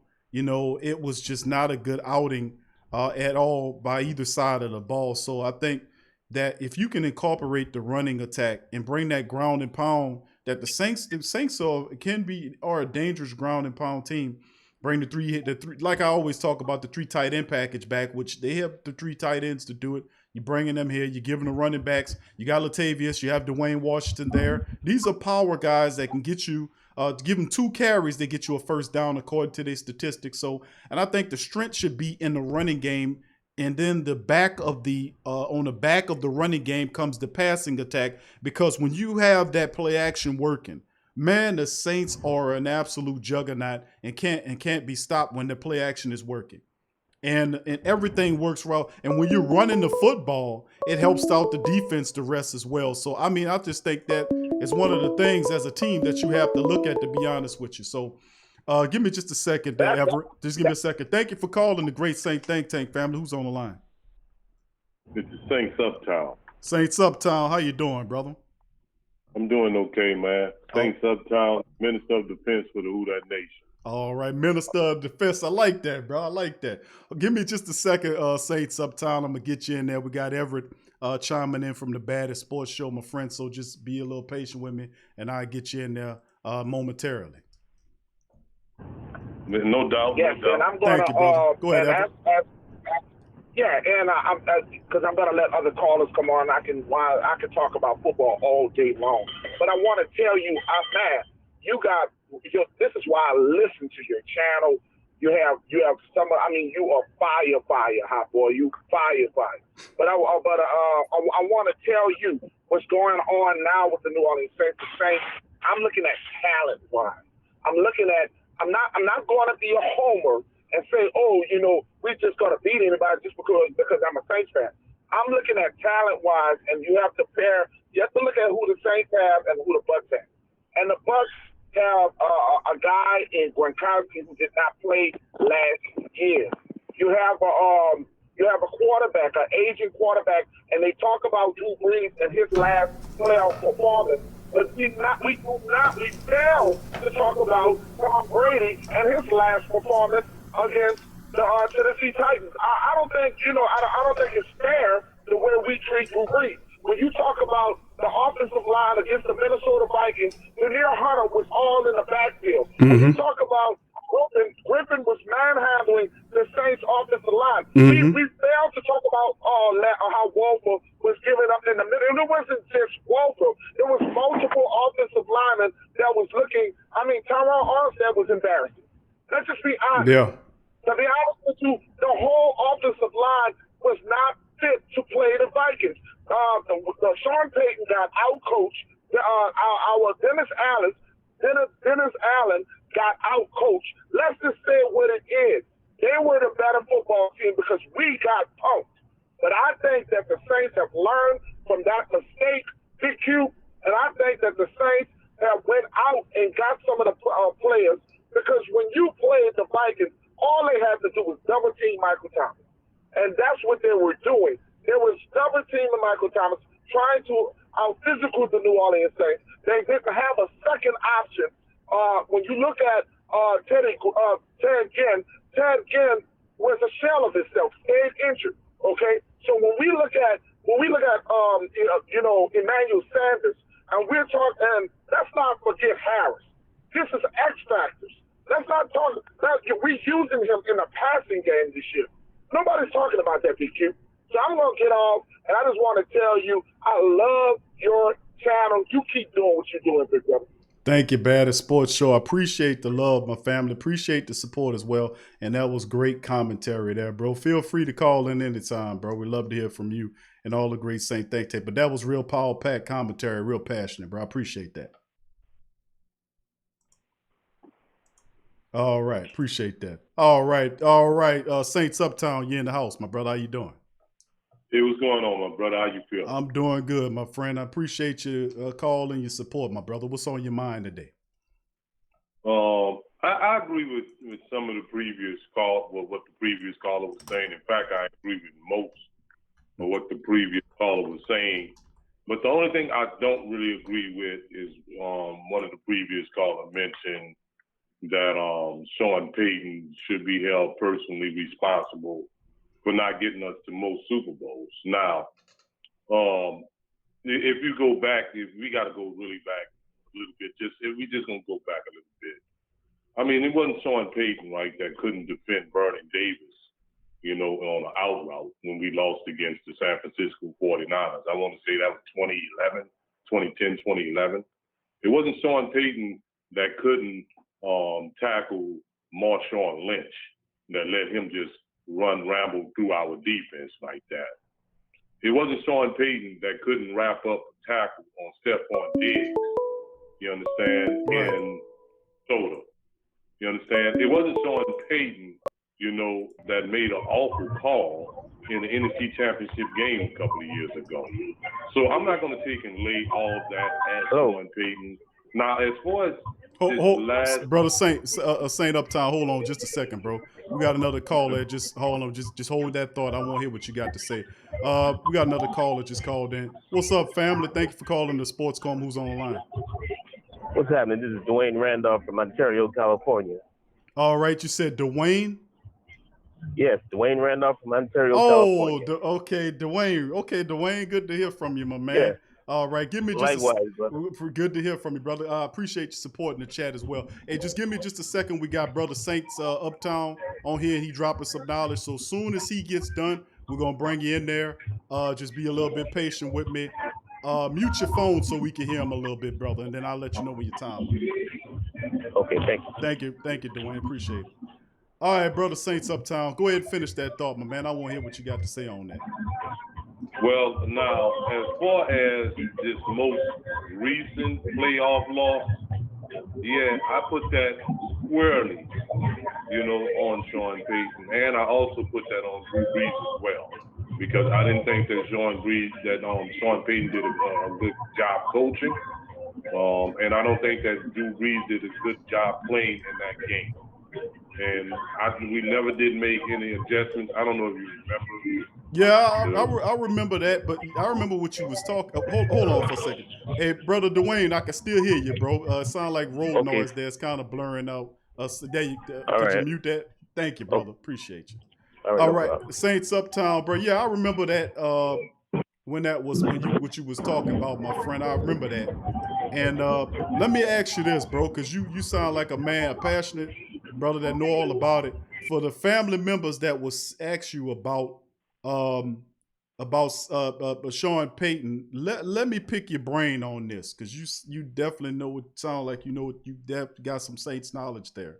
Let me pick your brain. For family members, including myself, to think that the head coach, he was the one that picked the defensive coordinator. He was the one that had the power to fire the coordinator and find a better one. He has the power to thumbs up or thumbs down any move on the team, whether it's defense, offense, or special team. So what would you say to people who would say that Sean Payton bears fault at the top of the pyramid because he's the head coach? All fault and credit is usually given to the head coach, being that he's the one that's in charge of the team. So if the team falters or fails, is based on his decision making, or whether what he's allowing players to do or not to do. Meaning, if you have a guy out there that's stinking it up, and we talked about PJ Williams and Patrick Robinson and guys that are that look bad out there at times, not pulling those guys and finding better players at the time, seeing that they're struggling and going with somebody else. What is your take on that, Brother Saints Uptown, about family members that think about Payton getting the blame because he's the head coach and he is in control of the entire team as a whole, offense, defense, and special teams? Now, what you're saying is, now theoretically what you're saying is true. Theoretically is true. You understand? It really falls out on him. Those are most of his decisions, and those are most of his decisions and his decisions alone. Right. However, right, what is theoretically true may not pass the eyeball test. Okay. Now, if you can recall, right, when the first one I mentioned, and the first one I mentioned, that is the most hurtful playoff loss that I've ever endured as a Saints fan, because I truly believe that particular team was the most talented Saints team that I ever seen. When you take and you draft a cat like Malcolm Jenkins at the time, who was drafted as a cornerback, who we later converted over to safety, but he couldn't, defend Vernon Davis on 2 out routes. I mean, you done did the best thing you can do. Mm-hmm. I mean, you drafted a guy who you thought, presented the skill sets that was necessary in helping you, in those kind of areas, yet he failed to do it. Right. You understand? Right. So, so some of these things, theoretically, yeah, you say it lies that, the buck, stops with Sean Payton, right. But also, right, you have to also put some of the blame on those who we trusted and put in those positions. True. And they come through. So it's like I say, it really falls on him. But when you look at it from the eye test and you using common sense and logic and not just using the whole thing about, he the head coach, so everything should be his fault. You see what's actually going on around here, and you can see what's the actual truth. Now, for all the stuff that people can say about Sean Payton misdeeds, I would not want another coach to be coaching this football team. You understand what I'm saying? I think, in my opinion, that Sean Payton is one of the top 3 coaches in the NFL. That's my opinion. Right. Well, I mean, he up there, bro. You ain't kidding. He's up there because you got to look at him, right? When you look at him, and especially when you look at him in comparison to his counterparts in our division, what he does, his specialty, because his specialty is offense. I don't think there's ever been a time that Sean Payton has been the coach of the New Orleans Saints and our offense have not been at least top 10. You understand? Right. So you're right. So at least what he's doing, what his specialty and what his expertise is. At least he keeps us at the top of the game. He ain't like some cats like Dan Quinn, whose specialty is defense, and ever since he's been in Atlanta, the Falcons have been at the bottom defensively. So it's not like that. So and he's also a tremendous motivator. But that's all I really had to say, man. And I'm enjoying the show. I like the topics here. I think you're doing a fabulous job. I've been watching the show for quite some time.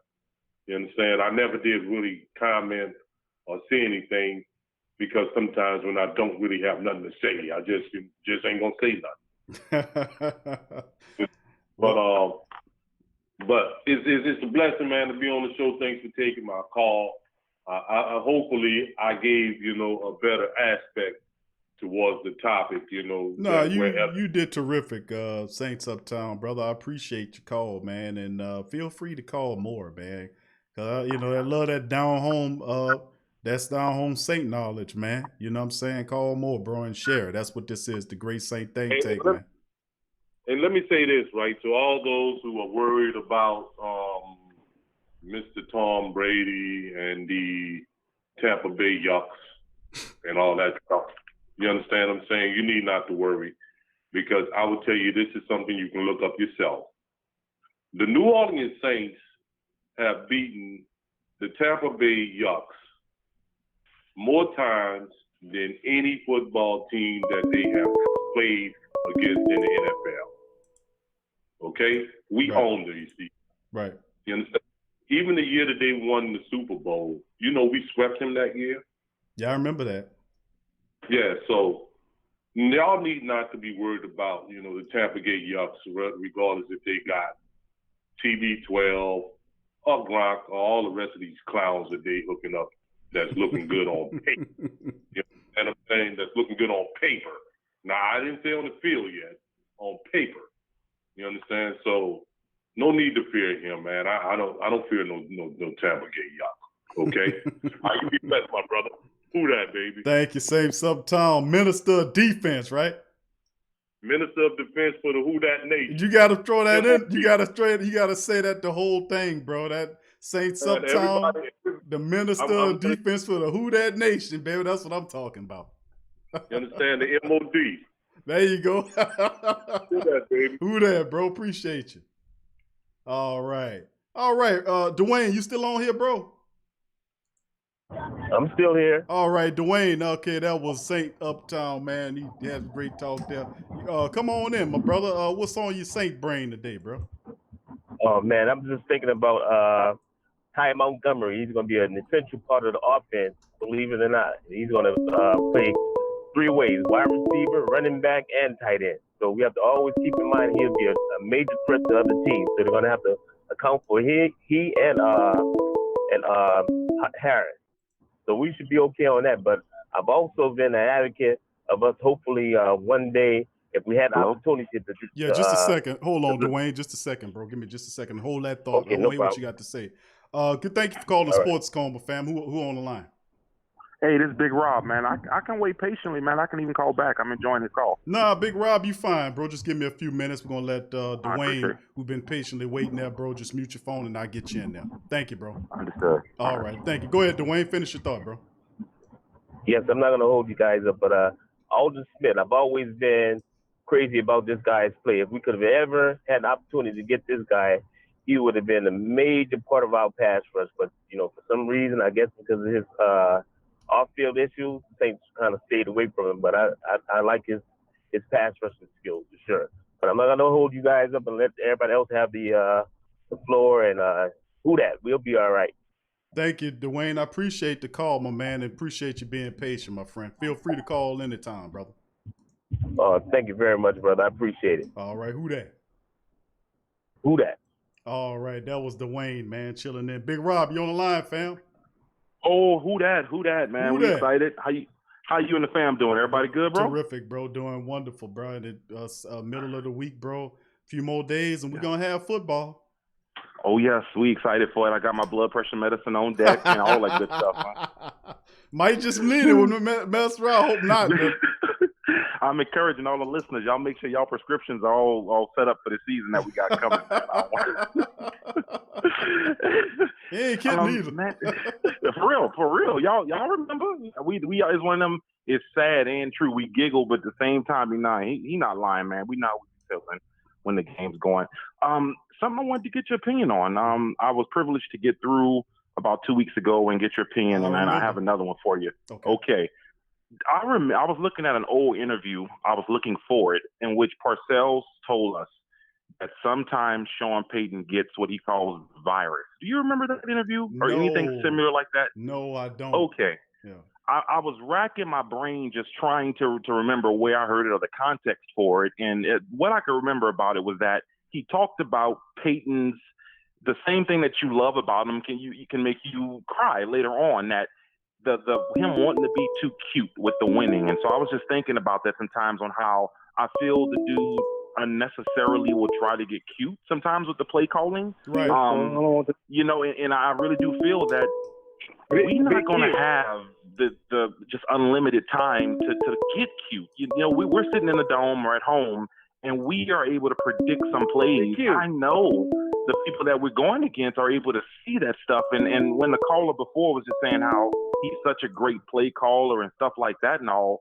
I at the same time feel that he is at the point now where maybe it's kind of run its course almost. Like I have a love and hate relationship with the dude because I just really do feel that he's too comfortable. That's the best way I would say it. I really do feel that our head coach has been far too comfortable despite of all the things that all of the lost opportunities is what's driving me.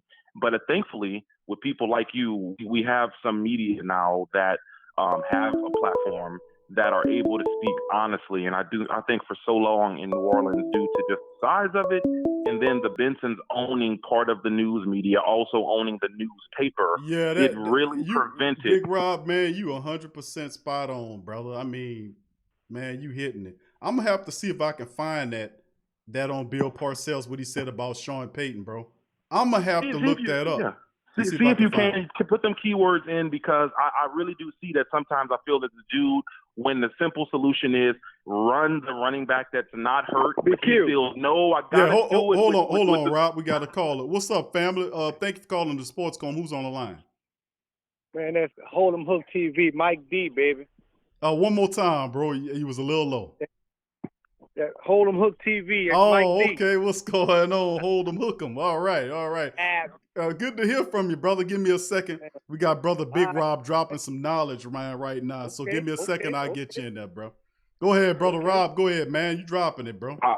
I want to encourage you to, man, stay with it as best you can, bro, because we need honesty more than anything. Because when you have a fan base that's thirsty enough, you know, if people thirsty enough, they'll take dirty water, bro.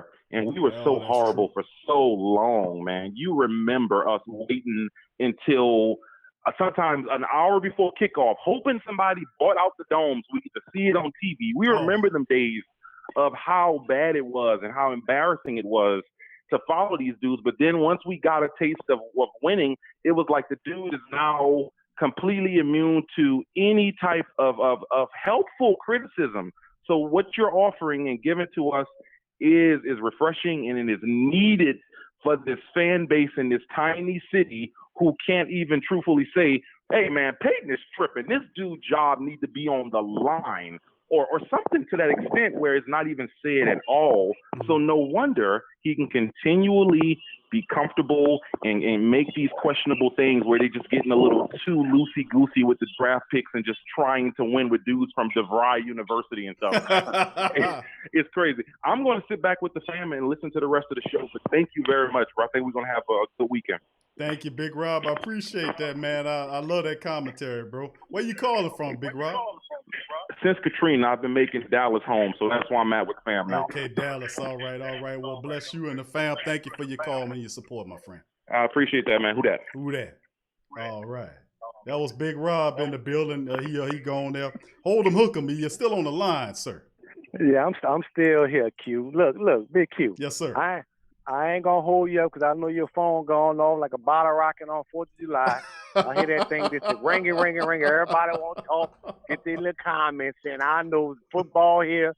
Everybody want, But look, only thing I really want to say is, man, who in the hell worrying about Tom Brady, man? Who worrying about Tom Brady? Man, Tom Brady is a statue back there, man. Right. And if people don't understand, man, one of our biggest strength of our team is that defensive line, man. We stop the run and we sack the quarterback. So, listen, everybody want to blame stuff on Jameis Winston. He threw 30 picks, this, that, and the other. First of all, that's basically the same line that was there. I think they made like one piece that they changed on that offensive line they have, right? Second of all, the type of offense that Tampa run, I understand they got McCall and they're going to want to throw these quick passes and stuff to the running backs, and that's cool. But a lot of their plays are 3-4 second plays, man. They have to develop for the big receivers down the field. Everybody know you want to throw the ball to ground. Everybody already know this. Q, our defense is equipped to handle a team like the Tampa Bay Buccaneers. You, out of all people, know that. Yes, sir. So everybody who's sitting here worrying about that, it's not the game of the week for no reason. The NFL, they know what they were doing when they made that schedule. And like the caller that said about 2 calls ago, he said we own Tampa Bay. Listen, Drew Brees, every time Drew Brees played Tom Brady, he annihilated him anyway. So it's no big secret about the Tom Brady. He might be an upgrade from Jameis Winston, but I don't like the fact how they just giving the Bucks the division, all these sports broadcasters, these high dollar sports people on TV, ESPN stuff, they don't know what they're talking about. Giving the Bucks the division already. Right. Like he just came now, all of a sudden the Bucks gonna go from this to 12-4. I mean, it's ridiculous, man. Like, they're not worrying about the Saints. Like I say, I'm a diehard Saints fan, but then I feel some kind of disrespect when it comes to Atlanta too. Like y'all did, it's like they act like Brees and Ryan not there in the division already. Like they just bringing this quarterback into the division. Like we don't already. And then you don't forget about Teddy. Teddy's fit in that in that system for 2 to 3 years, man.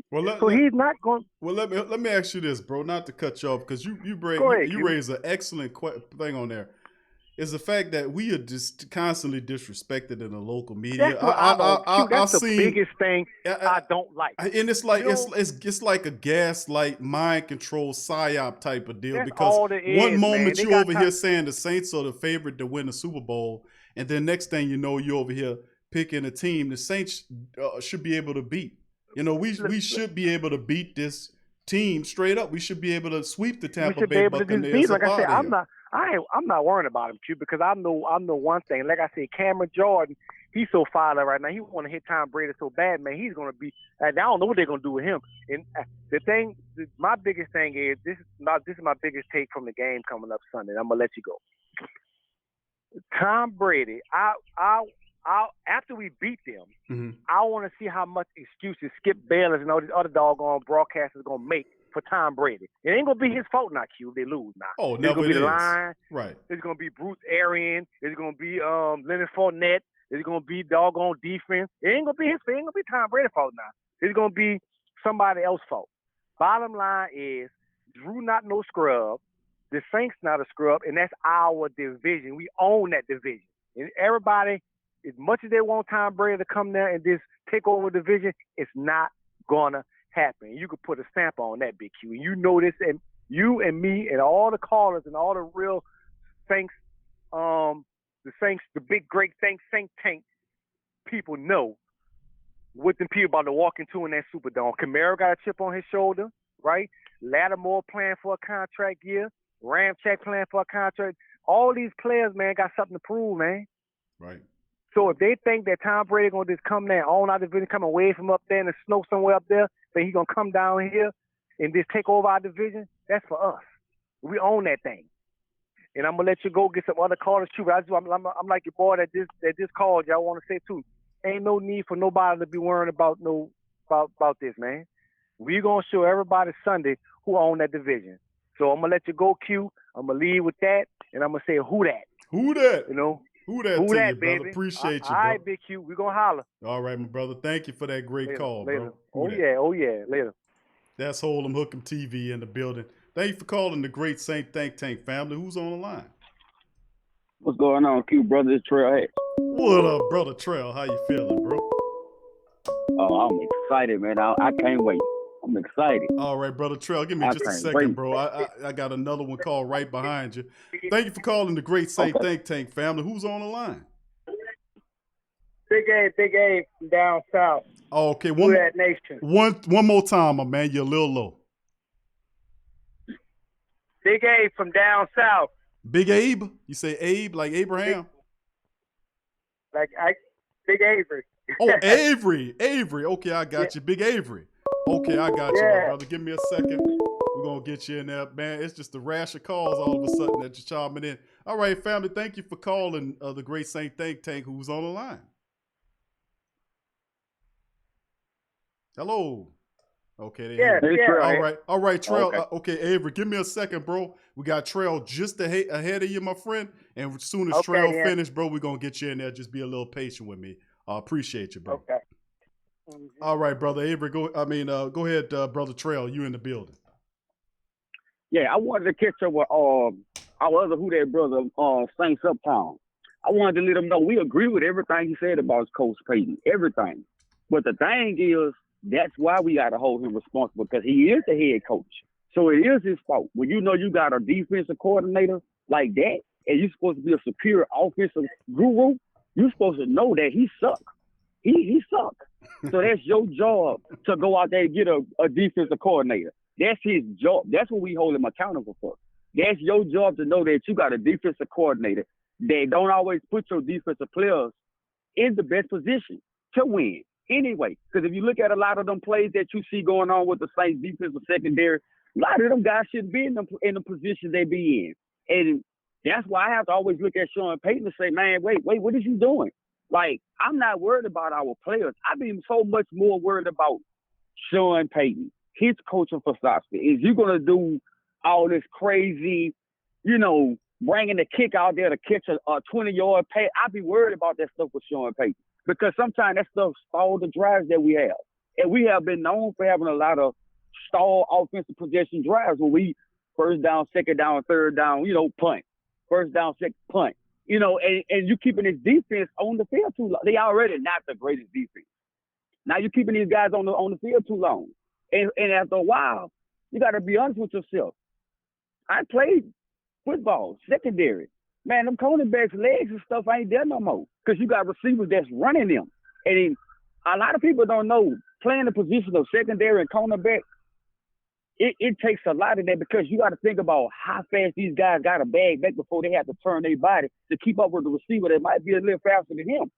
So you got to look at this. Is he giving the defensive coordinator too much of a, you know what I'm saying? You know what I'm going, Q?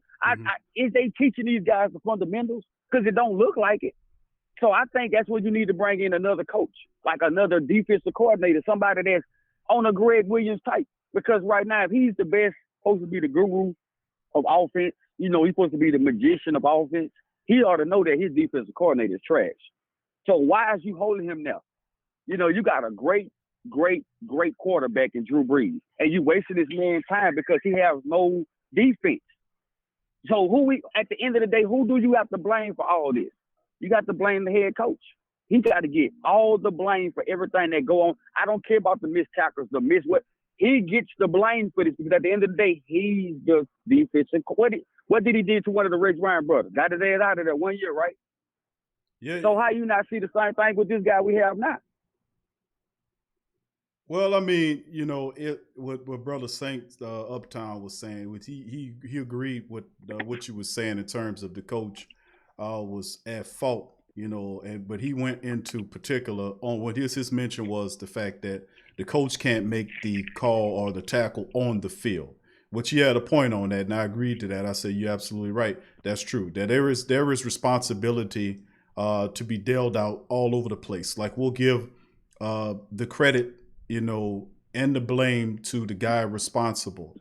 Usually the coach is the one that assumes the responsibility to try to take some of the pressure off of the individual player, like say for instance what happened to Marcus Williams in his duration as a Saints player here and some of the most horrible plays that he was involved in.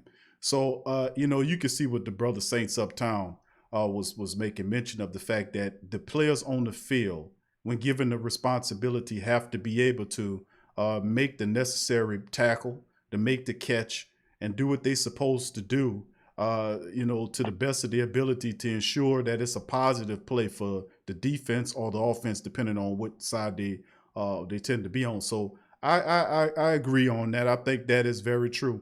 My mentality is too, I think that the coach, and I get that, and he right, I would definitely go after the players because I do that too. But at the top of the chain, when you recognize that the guy is a fault or he's a problem, you don't keep him year after year knowing that he's not improving without making the necessary adjustments. So I agree to that. I also say this, that Sean Payton is one of the top 5 in the league in terms of one of the coaches, no doubt about it. He's earned that. He had a stable model down. Here's only a handful of coaches that you can actually say that had a stable platform to operate for as long as Sean Payton has. You're looking at the guy at Baltimore. You're looking at the guy in Pittsburgh. You're looking at the guy in New England. It's not too many of them that have been with their team for, a period as long as Payton have. They're right behind him or right ahead of him. So, I definitely tend to do that. But when you recognize the player as a minus on the field, you got to remove that minus and put somebody in there that won't make the same mistakes if you don't see progress from that player. So I agree with Saints Uptown, the minister of defense for the Who Dat Nation about that, man. But go ahead and continue your point. And I do too, Q. And I agree with that part too. Like I'm 100% with him with that part. But it goes to the coach because the coach knows, like, for example, one of your callers was talking about P.J. Williams. He shouldn't be on this team. He's still here. He's going to still make bonehead plays out there. Who do you fault? And we know this now. It's like we not waiting. We know what to expect from P.J. Williams. So why are we gonna keep keeping this dude on the field? Like, get rid of this guy. So if you don't get rid of this guy, then who you have to blame for this? Now it's going into the where coaching like, hey man, like, hey, what you doing? Like we even know as fans now, hey, this guy ain't cutting the cake. I almost would rather they kept Eli Apple last year than him. You know, this is just my opinion. We could have kept Eli for that. But my thing is just, it's not to attack brother Saints Uptown, because I'm 100% with him, and I was just expressing why we was blaming Sean Payton. Not disagreeing with him fully, but just saying why we was blaming Sean for most of the things go on. Because I agree with him, hey, the players do have to hold accountable for what they do. That's no doubt. Right. But at the end of the day, the coach is responsible for the players that's acting up. If they gonna make bonehead plays, it's your job to make the C2. Hey, we got to fix this. And if we don't fix it, then let's get rid of you. Because it seemed like to me, he keeps the dudes that walk with blindfolded on the field, and the ones that have a little superior, you get rid of them. Right. You get rid of them, and you keep the ones that we don't need. So that's just my take. I know you got other callers, Q. And not to say that I disagree with brothers. I just was letting him know, why we was kind of like blaming it on Peyton at the end. Not to disagree with him and say that he didn't know football. Just this is why we was saying, hey, Peyton, you need to tighten up, man. And that's about it right there, brother Q. Well, I appreciate that, brother Trail, and I think the brother Saint Uptown, he gets it. But you're absolutely right. There's plenty of responsibility and accountability to go around. If players are underperforming, it's up to the coaches to get those guys together. And if they're not getting it, then you got to put somebody in there that does. That's just how it goes. You got to get production from those positions. If those guys are not being productive, then their liabilities on the field, they need to be removed because they increase your chances of losing the contest, and we can't have that. So, definitely. Appreciate the call. Thank you, Trell. Appreciate you, my brother. Who that to you? Who that, brother? All right, appreciate you. All right, are you still with me, Big Avery? Yeah, what's going on with you, Big Q? I'm chilling, my brother. I appreciate your patience, my friend, and thank you for holding on. Feel free to express yourself, my brother. What's on your Saints brain today? Yeah, I wanted to ask you first, what you think about, with this COVID and everything that's going on, how it's going to affect, and also we're going to have a smell noise from Topman, and then they talking about like some stadiums, we're going to be able to have as many as 10,000. I mean, what is it going to be as far as us? Okay. Okay, brother Avery, you're going in and out. Your sound is going in and out. Could you repeat that question one more time? Your sound was going a little in and out. Your sound was off. I'm gonna step out. Yeah, I was just saying, as far as the crowd noise and stuff, I think that's gonna be affect us in any kind of way.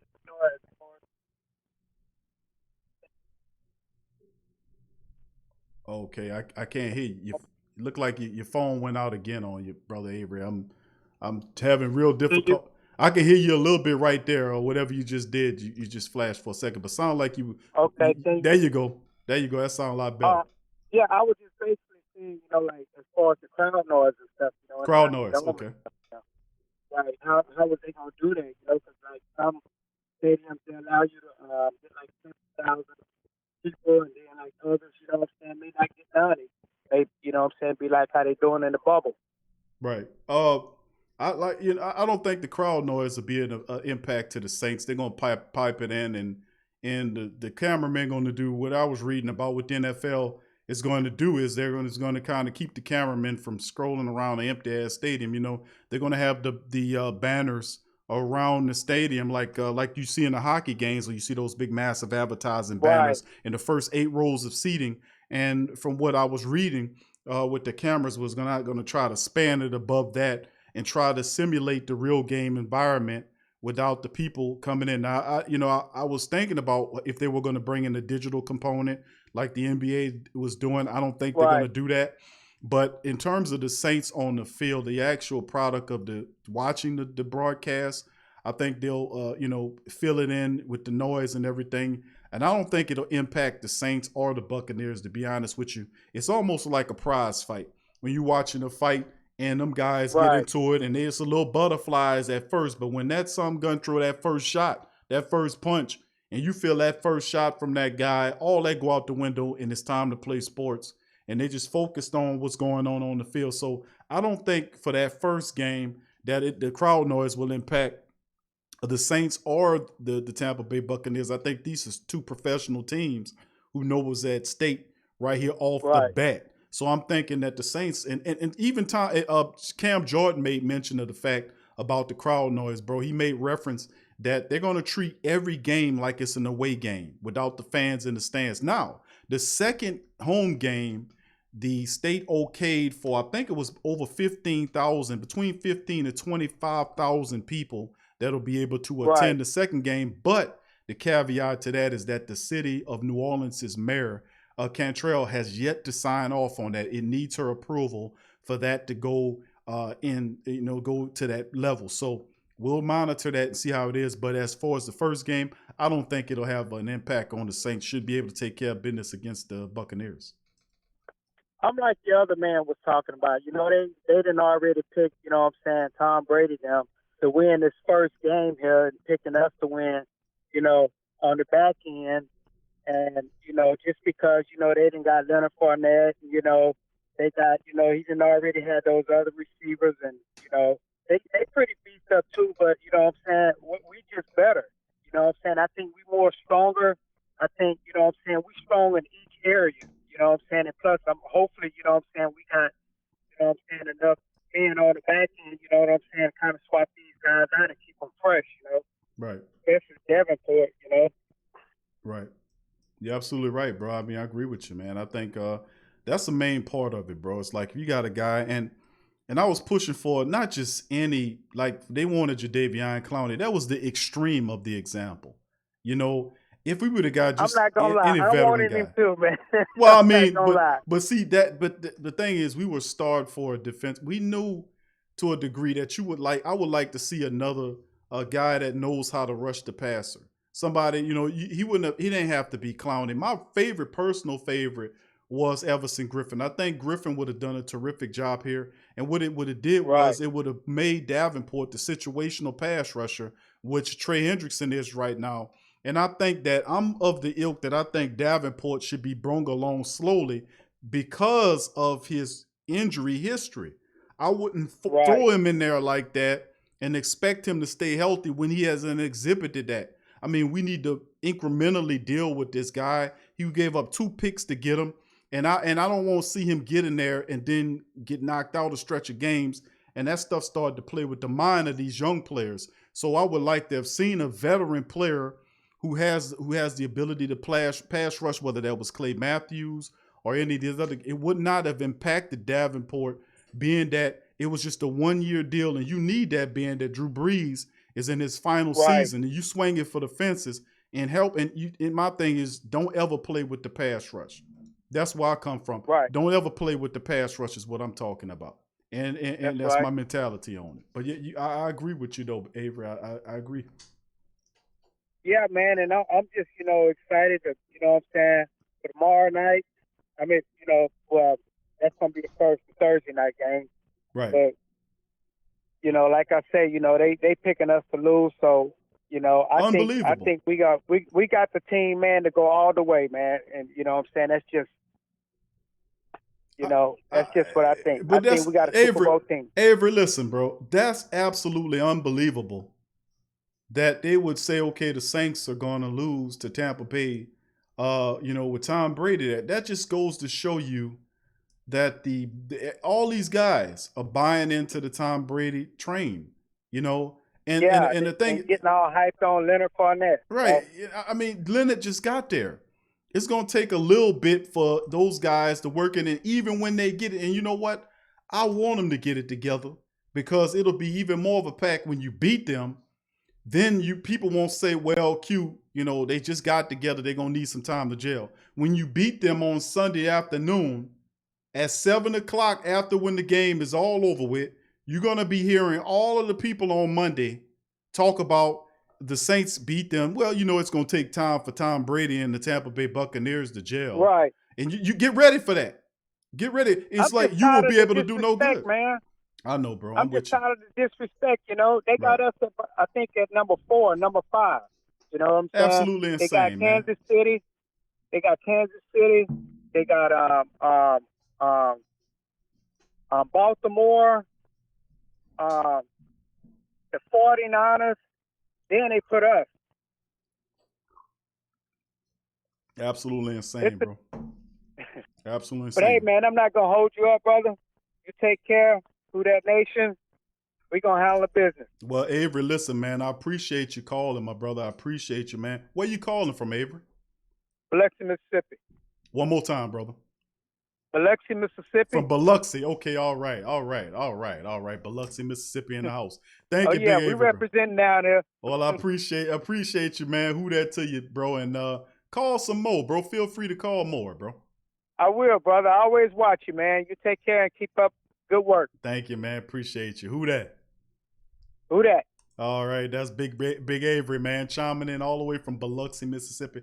Got a lot of great family members in Mississippi chiming in, man. As you heard earlier today, Deputy Mario's out there. We got, I think, Brother Dada, Uncle Paulie's out there in Mississippi. We are well represented in the state of Mississippi, all over the place, really. But Mississippi, a lot of family members chiming in there. So, man, listen, it's been absolutely terrific, man. Tonight's call on Wednesday, Saints Talk, man. A lot of the family members chiming in, telling you what's on their mind about the Saints, and they're feeling like a lot like I am about the fact that that's why the Sports Coma exists, man, and the Great Saint Think Tank is here because of people out there disrespecting the Saints and not giving us our fair due, not talking about the team correctly, and like Big Rob astutely laid out, how the media down here is slanted toward the Saints, and that's not a good thing. You don't want them too slanted toward them, and you don't want it too slanted to the other side. You need them right in the middle to tell the truth, whether it make them look good or not. That's what keeping it real is about. Keeping it real mean laying it out, whether it's popular or it's unpopular, but if it's the truth, you can't get away from it. Bottom line. And then having the courage to do it and stick on your conviction, man.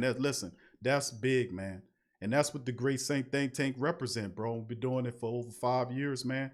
And we continue to grow on strong. And I thank all the beautiful Black and Gold family members in the Who Dat Nation for riding. We riding together on this one, bro. We riding together. Now, of course, y'all know I'm passionate about mine, and I don't apologize about it, about when I go at Peyton, because we recognize that Coach Peyton is a great coach. Coach Peyton's an excellent coach. You understand? You don't need me to tell you that. You're looking at the statistics and see where he dwells at. But you got to look at the head of the snake at sometimes when you're not getting to where you need to get. We need to fix these issues. We're getting into the playoffs. We need to get past. Because listen, I don't give a rat's, about no 12 or 13 wins, if it does not come with a Super Bowl ring or a Super Bowl trophy. I don't want to hear it. I don't want to hear it. I don't want to hear it, because we're not here to play for NFC South crowns. I keep saying that, and it's time for all of this playoff falling out of here to quit. We are Super Bowl city. We are Super Bowl people. We are Super Bowl region. We are Super Bowl minded. We are not the Cleveland Browns or the stinking Miami Dolphins. We are the New Orleans Saints. And we are a team that demand excellence from our basketball team, our football team, and we put the same pressure on the politicians in the state to get it right too. We're gonna put this accountability, or make that be the mantra of the year, is accountability, accountability, accountability. And that's what we're about, holding your ass accountable. So once again, I thank all the beautiful Black and Gold family members for chiming in on this edition of the show. Man, listen, man, I appreciate the hell out of y'all, man. A lot of great calls of people that chimed in here, a lot of passionate people, and first time callers, long time listeners, first time callers. And listen, I appreciate y'all for dropping that knowledge, man, for real. And let me see, I'm gonna give a big shout out to J. Alexander Williams, who got the ball rolling. Much love to you, brother Cedric. Thank you for your commentary as well, as he protected, he was a defense for Drew Brees.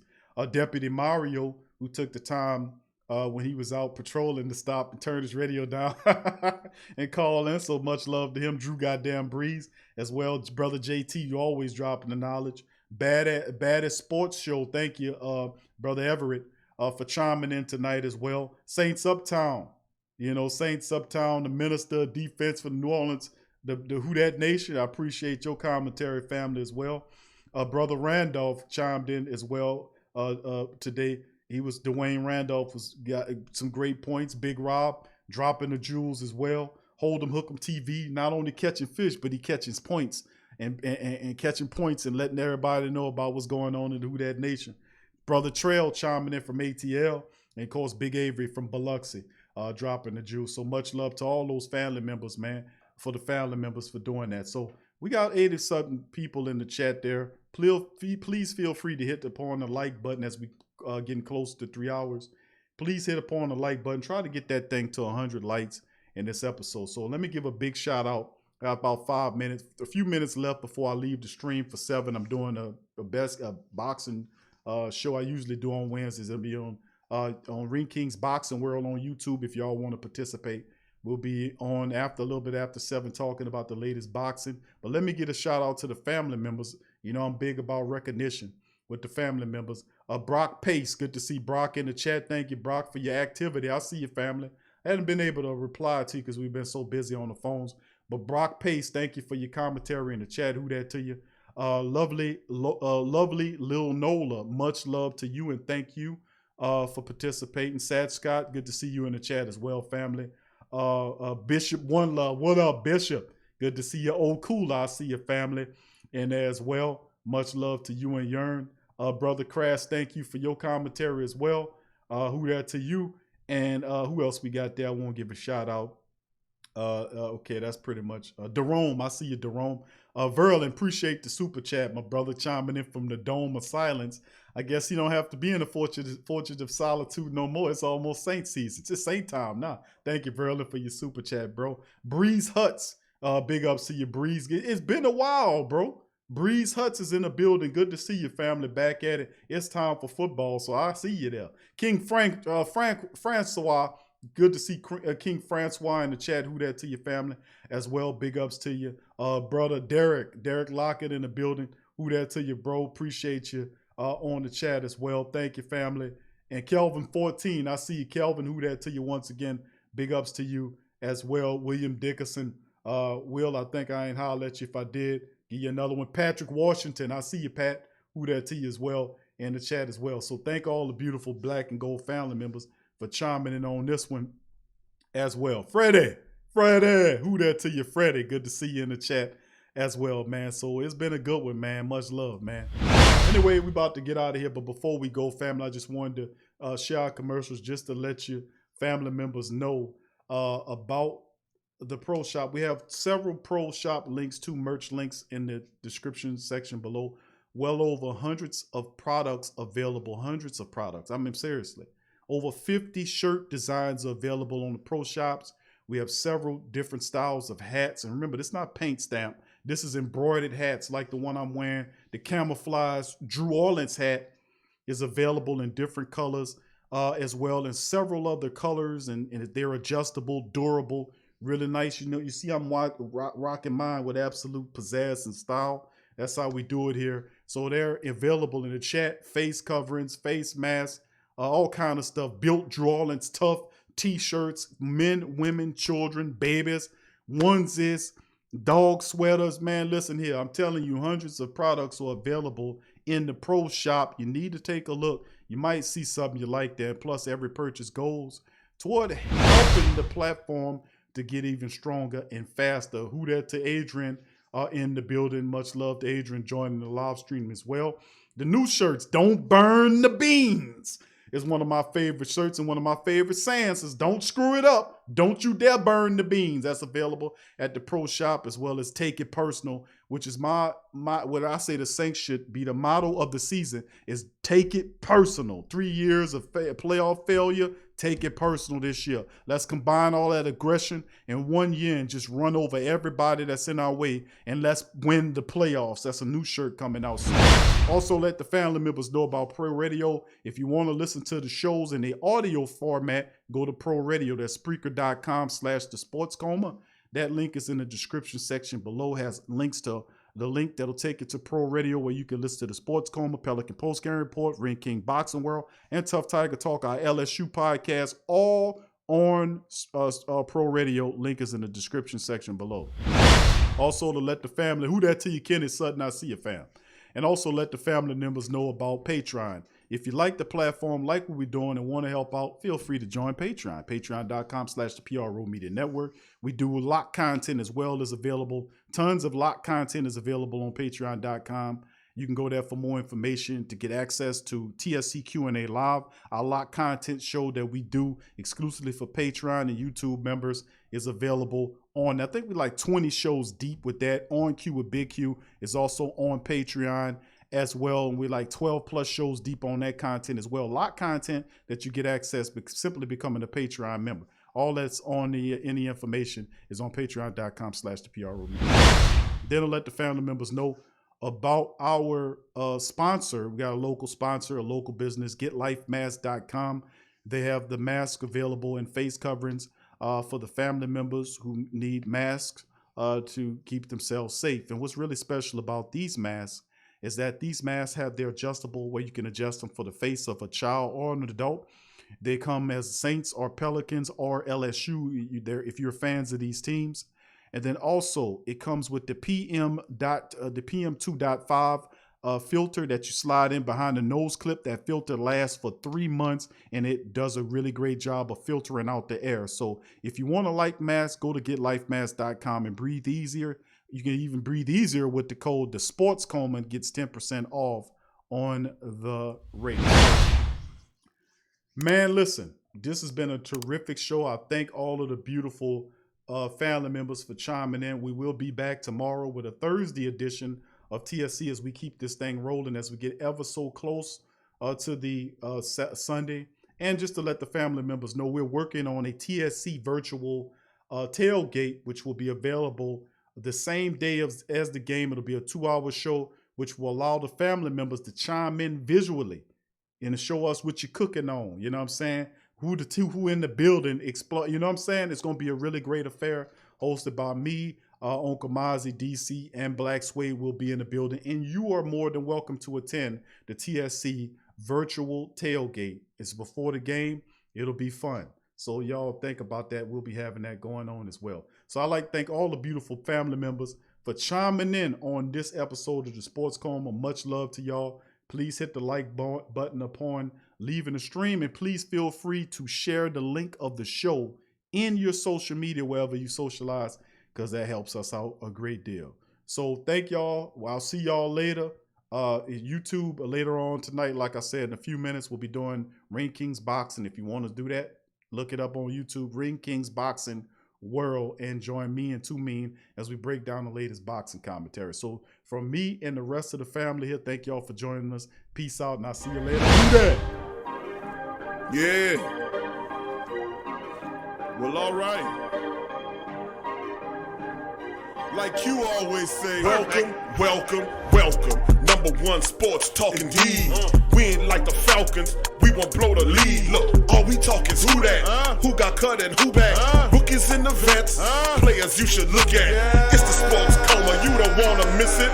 Got the pre-game party, post-game statistics. Get a visit from Sway, maybe DC or 5. It's the hottest thing smoking, Big Q and the guys. Go to YouTube Live, make sure you subscribe. Interviews inside the Saints locker room high. Talk to Drew, Jordan, Zach, Peyton, New Orleans, who that nation. Best believe when I say we bleed gold and black. Ain't a miracle or rivalry could ever hold us back. No, Beastquake, Bounty Gate, let the truth be told. It's the Sports Coma, all we know is Saints Super Bowl. Yeah.